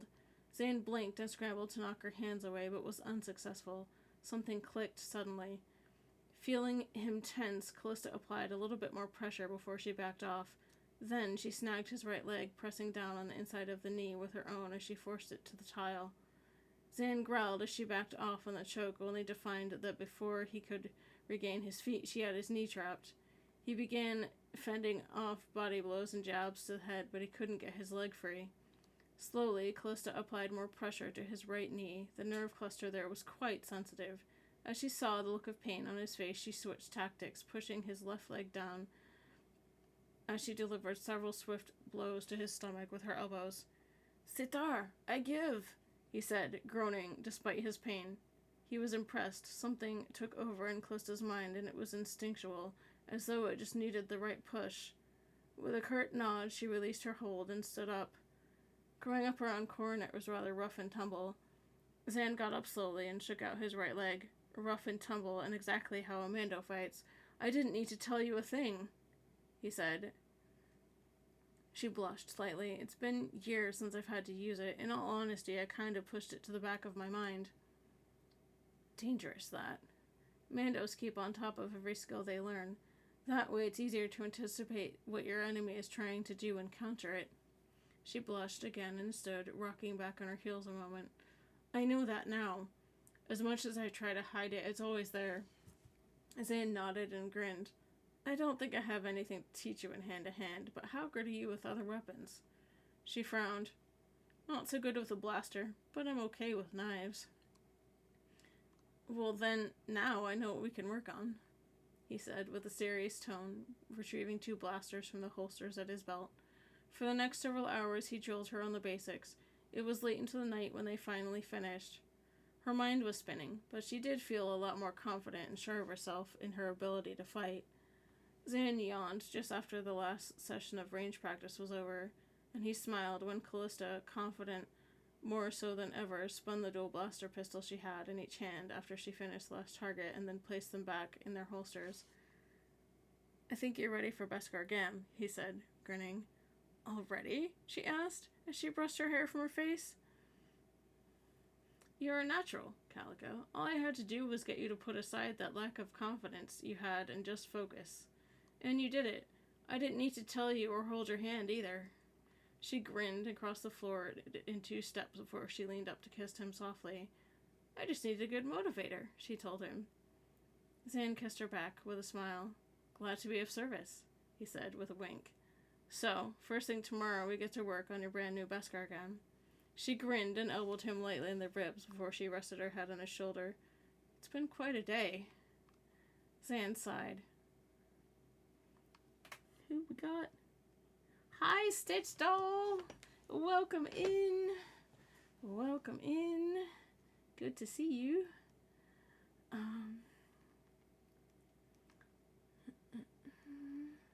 Zan sighed. "That it has. And by tomorrow's end it should be complete. That is your journey down this road. Still need to pick up more of the words, but you've been using Mandoa unconsciously all day, so your armor and one other thing remain. The Ridderok," she breathed, her eyes widening as she looked up at him. "Oh, Zan." She trailed off and buried her face in his shoulder, just taking in his scent as she tried to comprehend everything that had happened. "I've talked to the chamber master already, while you were working on the flamethrower, and it's been arranged, and I got confirmation barely a minute ago. We've been reassigned quarters, and the staff has already begun moving our things." "But I just moved not that long ago," she protested. But she was smiling as she gathered the rest of her things and started towards the door. "You may like it. So give it a chance. Besides, it's good for when we are here." "All right," she relented, leaning up to kiss his cheek softly before the door opened, allowing them access to the corridor beyond. As they made their way to the lift, Callista held his hand. "I've got a feeling we'll be on the move soon anyway," Zan said, frowning. It was nagging at him since the trials had ended. Nodding, Callista chewed her bottom lip for a moment. Master Carr's been saying something similar for a while now. She stepped into the lift and shook her head. "But for now, let us rest and think of happier things."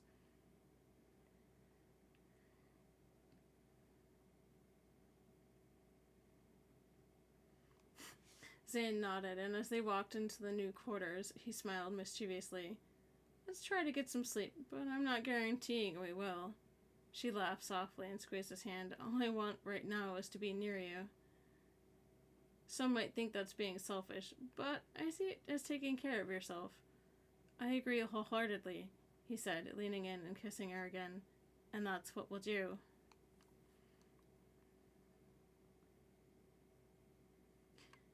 We're skipping backwards a little bit. I do apologize for the time skipping. It was just how it was written.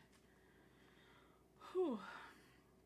As the council members slowly made their way through the ornate double doors of the council chambers, Micron Din slipped silently to his wife's side. Gently, he took her hand in his as they made their way out. The suns of Coruscant were just beginning to set, and the council chambers and hallways were cast in a lush amber glow.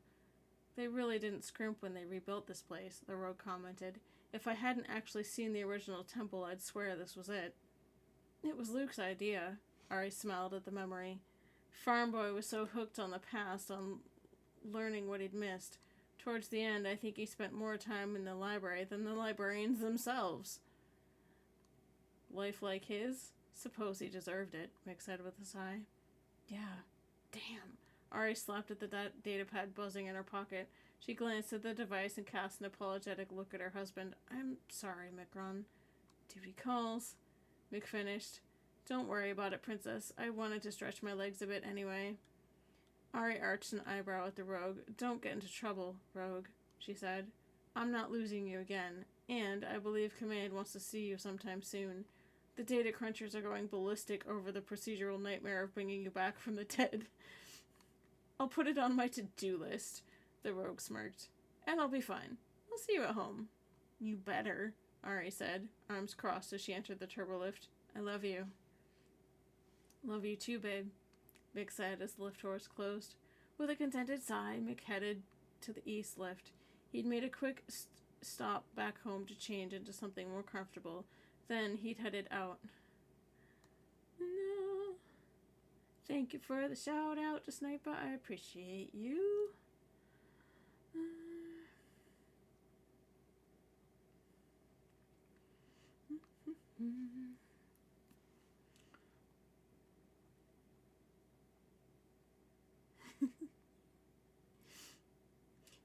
He'd made a quick stop back home to change into something more comfortable, then he'd headed out. A lot had changed in the city, and he wanted to get his bearings back. Target sighted, the hooded figure whispered. Southwest Promenade, Imperial Palace.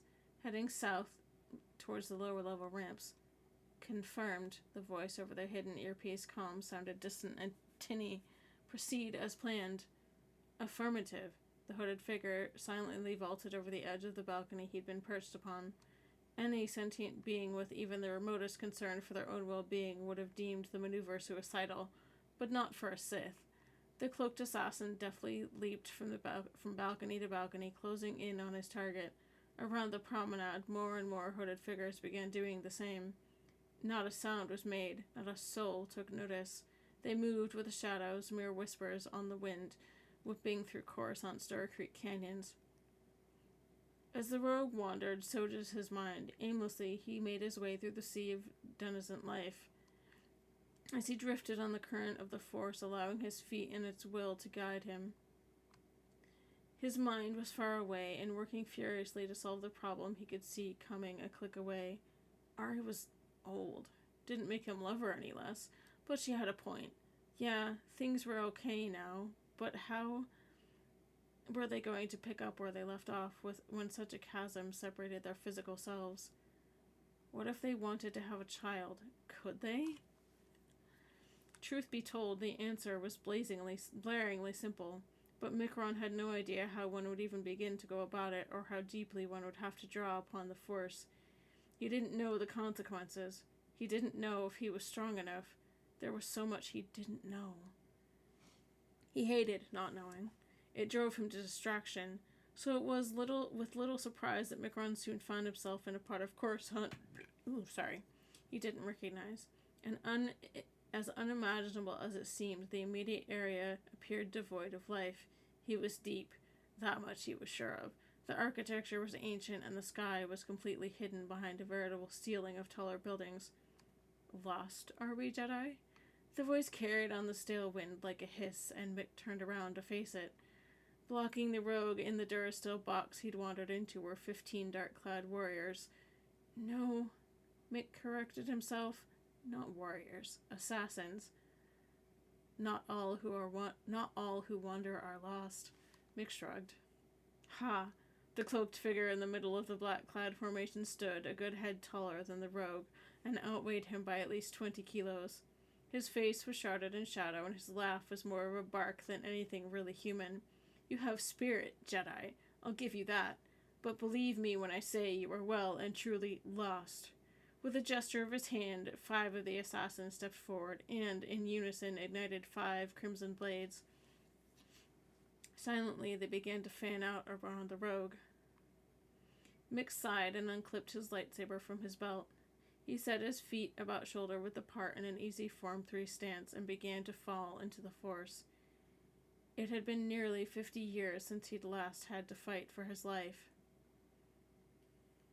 The warm-up was Stefan, the duel with the kid. They'd barely stoked the fire burning beneath the rogue's skin. As the adrenaline mixed with the chaotic beauty of the Force as it swirled around him, Micron Din smiled. It was not the Jedi way to relish battle, to find joy in deadly combat.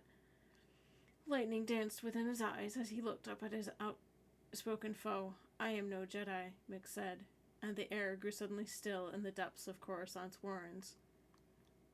The 5 assassins hesitated for the briefest of moments and paid with their lives. In a flash of silver light, Micron Din was among them, beside them, behind them. 5 seconds passed, and 5 Sith died, their bodies falling in slow motion to the cold Duracrete. The remaining 10 Sith immediately fanned out around the rogue, vying for flanking positions and trying to present this hostile target with as many offensive fronts as possible. Micron scanned the group as they ignited blades of their own. Each beam of light was unique to the individual wielding it. Behind the rogue, in a rough semicircle, were orange, yellow, green, blue, and red. All of them was a single saber, and all in classic Form 3 guards. In front of him stood a more varied group. One Sith wielded 2 deep red lightsabers, another held 2 blues, with 1 blade in reverse grip. The 3 remaining carried light staffs, purple, green, and yellow. Mick took it all in and allowed the Force to guide his feet and hands into an unnatural stance. His feet were splayed a bit wider apart. He released his left hand from the grip of his lightsaber and presented the blade horizontal in front of him in his right. His left hand moved behind for balance as his body lowered into a kind of crouch. There was no rhyme or reason to the sudden change of form. The rogue simply felt it was right. He'd experienced something akin to what he was feeling now before, on the bridge of that Vong warship. He'd surrendered more and more of himself to the Force, allowing it to flow through him as he melded with the utter chaos of it. He sensed the Sith like rocks in the river of the Force, disrupting the stream, creating eddies and waves. They were easily identifiable, and their movements created huge ripples within the rogue's awareness. He had already blocked 5 attacks before the Sith had even thrown them. Micron caught Orange in a high block and struck with his left hand at the Sith's throat. The assassin's hands went limp as his eyes went wide, and he struggled in vain to find his breath through a crushed windpipe. Blocking low with his own blade, Mick whipped the newly acquired Orange through the necks of Blue and Green. Their bodies had not yet hit the ground when Mick released the orange blade and, with the slightest nudge from the Force, embedded it to the hilt in Yellow's chest. He batted Red's blade into the dual-wielding Blue, and lanced his own silver blade through Red's right eye. The block following sheared the top of the dead assassin's head as Mick whipped his lightsaber around to block a low attack from the purple lightstaff. Mick's right foot shot out in a forceful roundhouse to kick Purple's left temple. The sickening crack of his neck snapping barely registered above the hum and clash of lightsabers. Mid-kick, Mick swept his silver blade behind him, parrying Blue's attack. As Purple tumbled to the ground, Mick continued to spin with a leap over the head of Green and Yellow. Blue was on him as his feet found Duracrete, throwing shot after shot in a wall of blue energy. Mick parried each blow as he backpedaled to the wall behind him. Before his back touched Duracrete, the rogue sideslipped Blue's barrage and used the Force to slam the off-balance Sith face first into the wall. The old Duracrete cracked with the impact, but did not give nearly as much as the Sith's skull. The rogue had some distance between himself and the 3 remaining Sith. He took a breath to assess the situation. The one with the green lightstaff radiated anger like a tidal wave in the Force. He was the one who'd spoken before, the leader. The yellow lightstaff was calmer, more focused, more deadly. The Sith with the dual red blades was more afraid than angry, and he used the fear to fuel his adrenaline and focus. "What are you?" Green challenged. Lightning cracked where Micron had been standing, and in the space between heartbeats he appeared behind Red. A smoking line formed across the Sith's chest, and a startled expression was etched on his face for eternity. His blades died as his body crumpled behind the rogue. Green charged, his question forgotten in the rage that consumed him. He twirled his staff above his head before bringing one end crashing down towards Mick's exposed right shoulder. Micron slipped to the left and let Green's own momentum carry him beyond the rogue. His eyes on the yellow-bladed Sith, Micron whipped his lightsaber into a reverse grip and stabbed behind him and through Green's spine. A loud thud echoed in the warren as Green's weight came crashing down to the cold Duracrete. "You don't have to die," Micron warned as he brought his blade forward. Yellow gazed coolly across the expanse of slain Sith at the rogue. "We'll have our dance, you and I," he said as he walked to the edge of the platform on which they stood. "Until then." and he stepped over, falling into the blackness of Coruscant's underbelly. Keyed as he was in the Force, Mick sensed the Sith's slow descent to a waiting speeder. He could feel his enemy's mild disdain at having been bested, but more Micron sensed anticipation from his foe as the craft sailed away into the night. He would be back. He would be stronger, and he was eager for the challenge. Micron shook his head and gradually pulled himself to the surface, not quite leaving the river of the Force entirely, but moving to calmer waters. Sweat beaded on his forehead, and he gave himself a once-over. There were no serious injuries. His shirt was a loss, though. Dozens of near misses and a light graze had left the shirt cut in places and stained in others with blood. Some of it was actually his. Ari wouldn't be too happy when she found that he had been in a fight, but it wasn't his fault this time. And the rogue smiled to himself, remembering the sensations he's felt through the Force during the fight. He had found his answer. In hindsight, it was painfully obvious, but the rogue shrugged it off. Nothing could spoil the good mood he found himself in as he made his way back into the light and noise of Coruscant's more populated levels. He had his answer. Now, he just needed to find a way to get Ari alone, completely alone, for more than a couple of hours. With a bounce in his step, Micron made his way back home. He shed his torn clothing and hopped into the fresher. Ari was still at the office by the looks of things. Finishing with his shower, the rogue found a fresh set of clothes and tossed the ruined set into the garbage smasher. Ari would know. There was no hiding that. But there was no sense in keeping the bloody mess. Mick fetched a drink from the kitchen and settled on the sofa in the living room. He kicked his feet up on the low table and smiled. Yup, the rogue thought to himself, good day.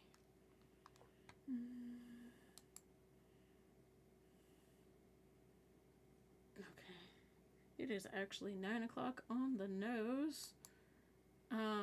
So I'm actually going to stop there because it is 9 o'clock. And I read a lot last on Sunday, so I'm going to stop there. And I appreciate all of you guys for joining me this evening. Thank you so much. Please feel free to ask any questions in the chat if you're curious. I know several of you came in several chapters in. This is actually the first story in the second series. So, yeah, there's a bit of catching up to do. So if you're curious about anything from what we read tonight, or if you'd like to...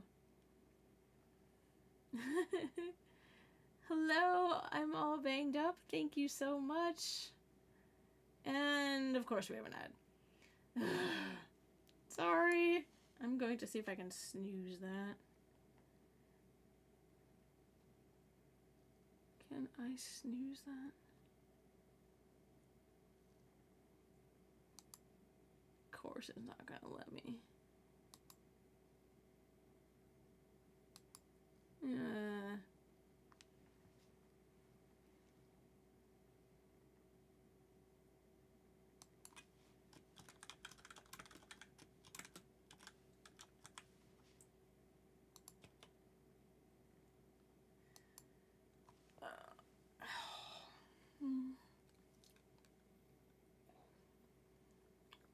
I was going to pause that, but it's not going to let me.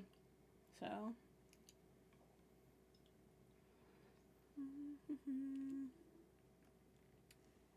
Thank you to everyone who wandered in.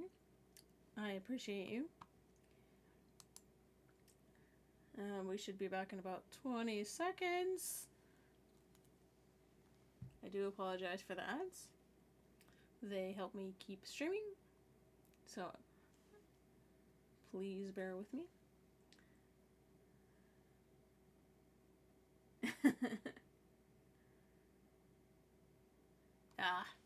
Yeah, it's, I have it set up so that the bot will announce it in chat when we're going on an ad break.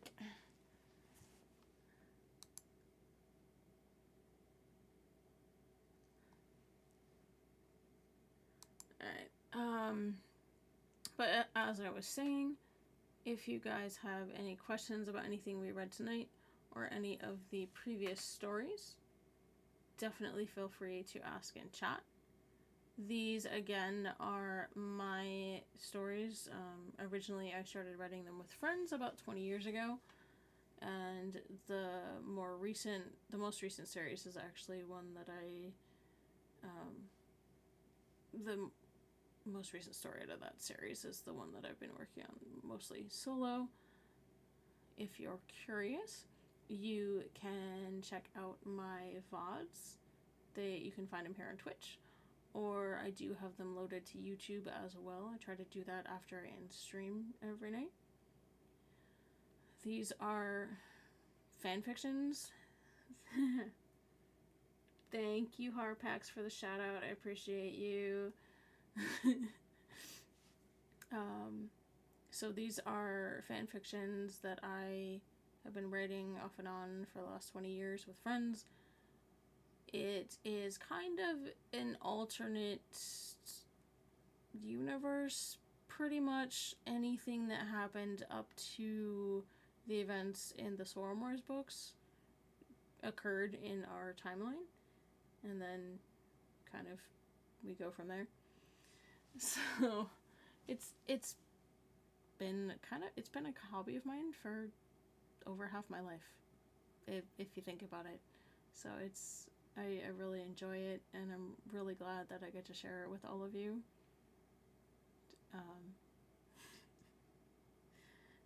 I do apologize for some of the writing being a little clunky. As I said, some of these earlier series, this one included, was co-written with 4 or 5 other people. Thank you. So the writing styles might be a little jarring as they shift around. So I do apologize for any of that and the weird time skipping between different scenes. But it is what it is, unfortunately.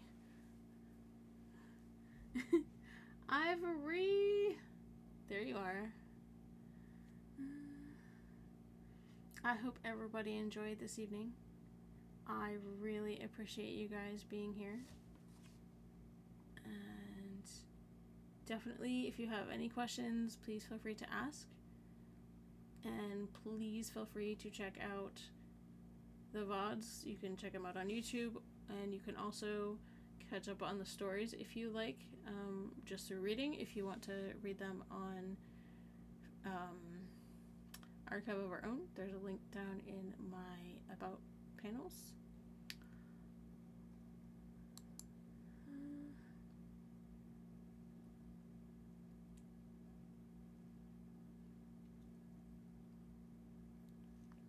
I'm seeing if,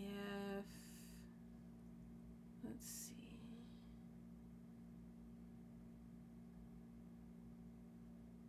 I was thinking about writing, but I don't know. It's been a busy day. Does anybody have any questions about anything we read tonight? More than happy to answer if you do. So ask away. Now's your chance.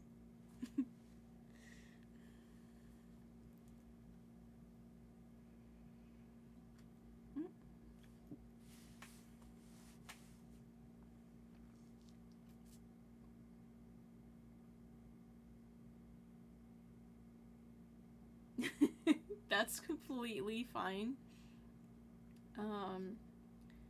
So the story that we're working on now, I know, right? So the story we're working on now is called To All Things an End. It is the first story in the second series. Give me 1 second, I can actually tell you what order they go in. 1 sec. Oh, I need that. Okay. So, the first series that we read is called The Healer Quadrilogy. and the series that we're reading through now is called The Sith Duology, and we're reading the story called To All Things an End. If you prefer old-fashioned reading, you can find them on Archive of Our Own. You can get that link by looking in my info panels below, or you can do !AO3 in chat and it will give you the link. And if you'd prefer to watch my VODs, you can do ! I think YouTube, I think is the command in chat, and it should give you a link for that, or you can find it in my about panels. Let me double check to make sure I'm telling you the right thing. Let's see. Let's see. Yes.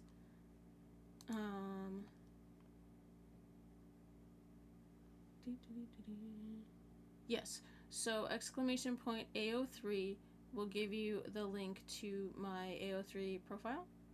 And if you do !YouTube, it will give you the link to my YouTube channel with all of the VODs, minus this one, because I'm still streaming. So, yes. But I am more than happy to answer any questions you have. So. But I do think that I'm going to call it here. I appreciate each and every one of you for being here. And thank you to those who are new joining us this evening. I appreciate you. Thank you for giving us some of your time. And I hope you enjoyed. Oh, thank you! I appreciate that. I usually will export my VODs to YouTube after I'm done streaming so that they pop up. I did... Yes. I did try to load all of them to YouTube, though I had to number the first 4 or 5 because I loaded them to YouTube out of order. Oh well. So I numbered them for you. So please feel free to catch up if you like. I know that on Twitch with broadcasts and VODs, you can put it in audio only mode. I do that a lot when I'm at work, so that I can just listen to stuff. I'm not sure if you can do the same thing with YouTube. If I had them as a podcast, probably. But I haven't looked into doing it yet. It is a possibility. I'm trying to think of different ways to make them available to people, because I know a lot of people like to listen to things when they're at work, if they can, or when they're doing stuff around the house, dishes, laundry, what have you. So I'm looking at different ways to make them available to people. So any input or suggestions anybody has on that, please feel free.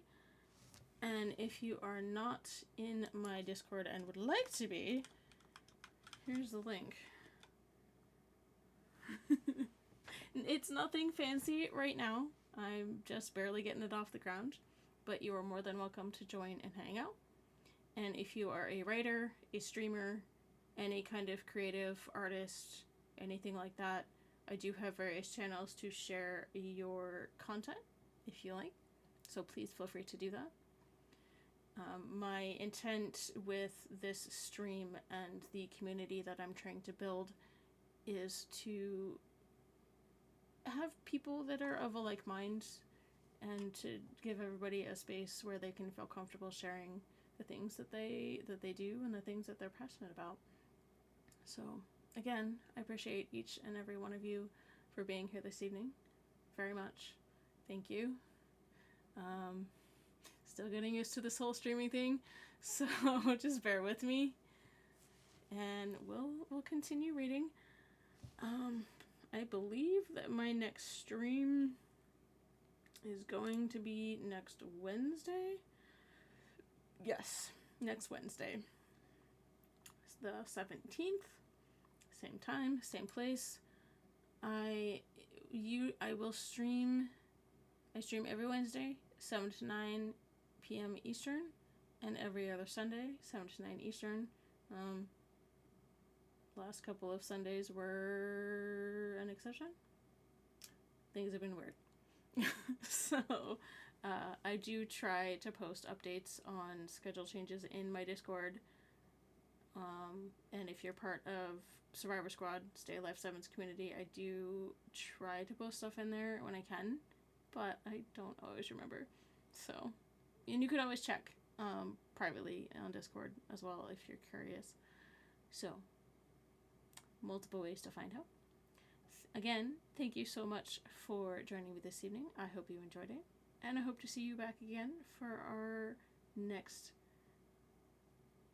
foray into our story, which should be chapters 12 and 13, I think. Yeah, we'll find out. I'm trying to not go. Yes, thank you so much. I'm trying really hard to not stream until 10 because I did that Sunday and it made for a rough Monday. Not in a bad way, it was just longer than I was intending to stream, so it made Monday a little rough. But it was fun. I enjoyed it. And I hope you guys did too. Thank you very much. Have a wonderful evening, and hope to see you back next stream. Thanks, guys. Have a great night.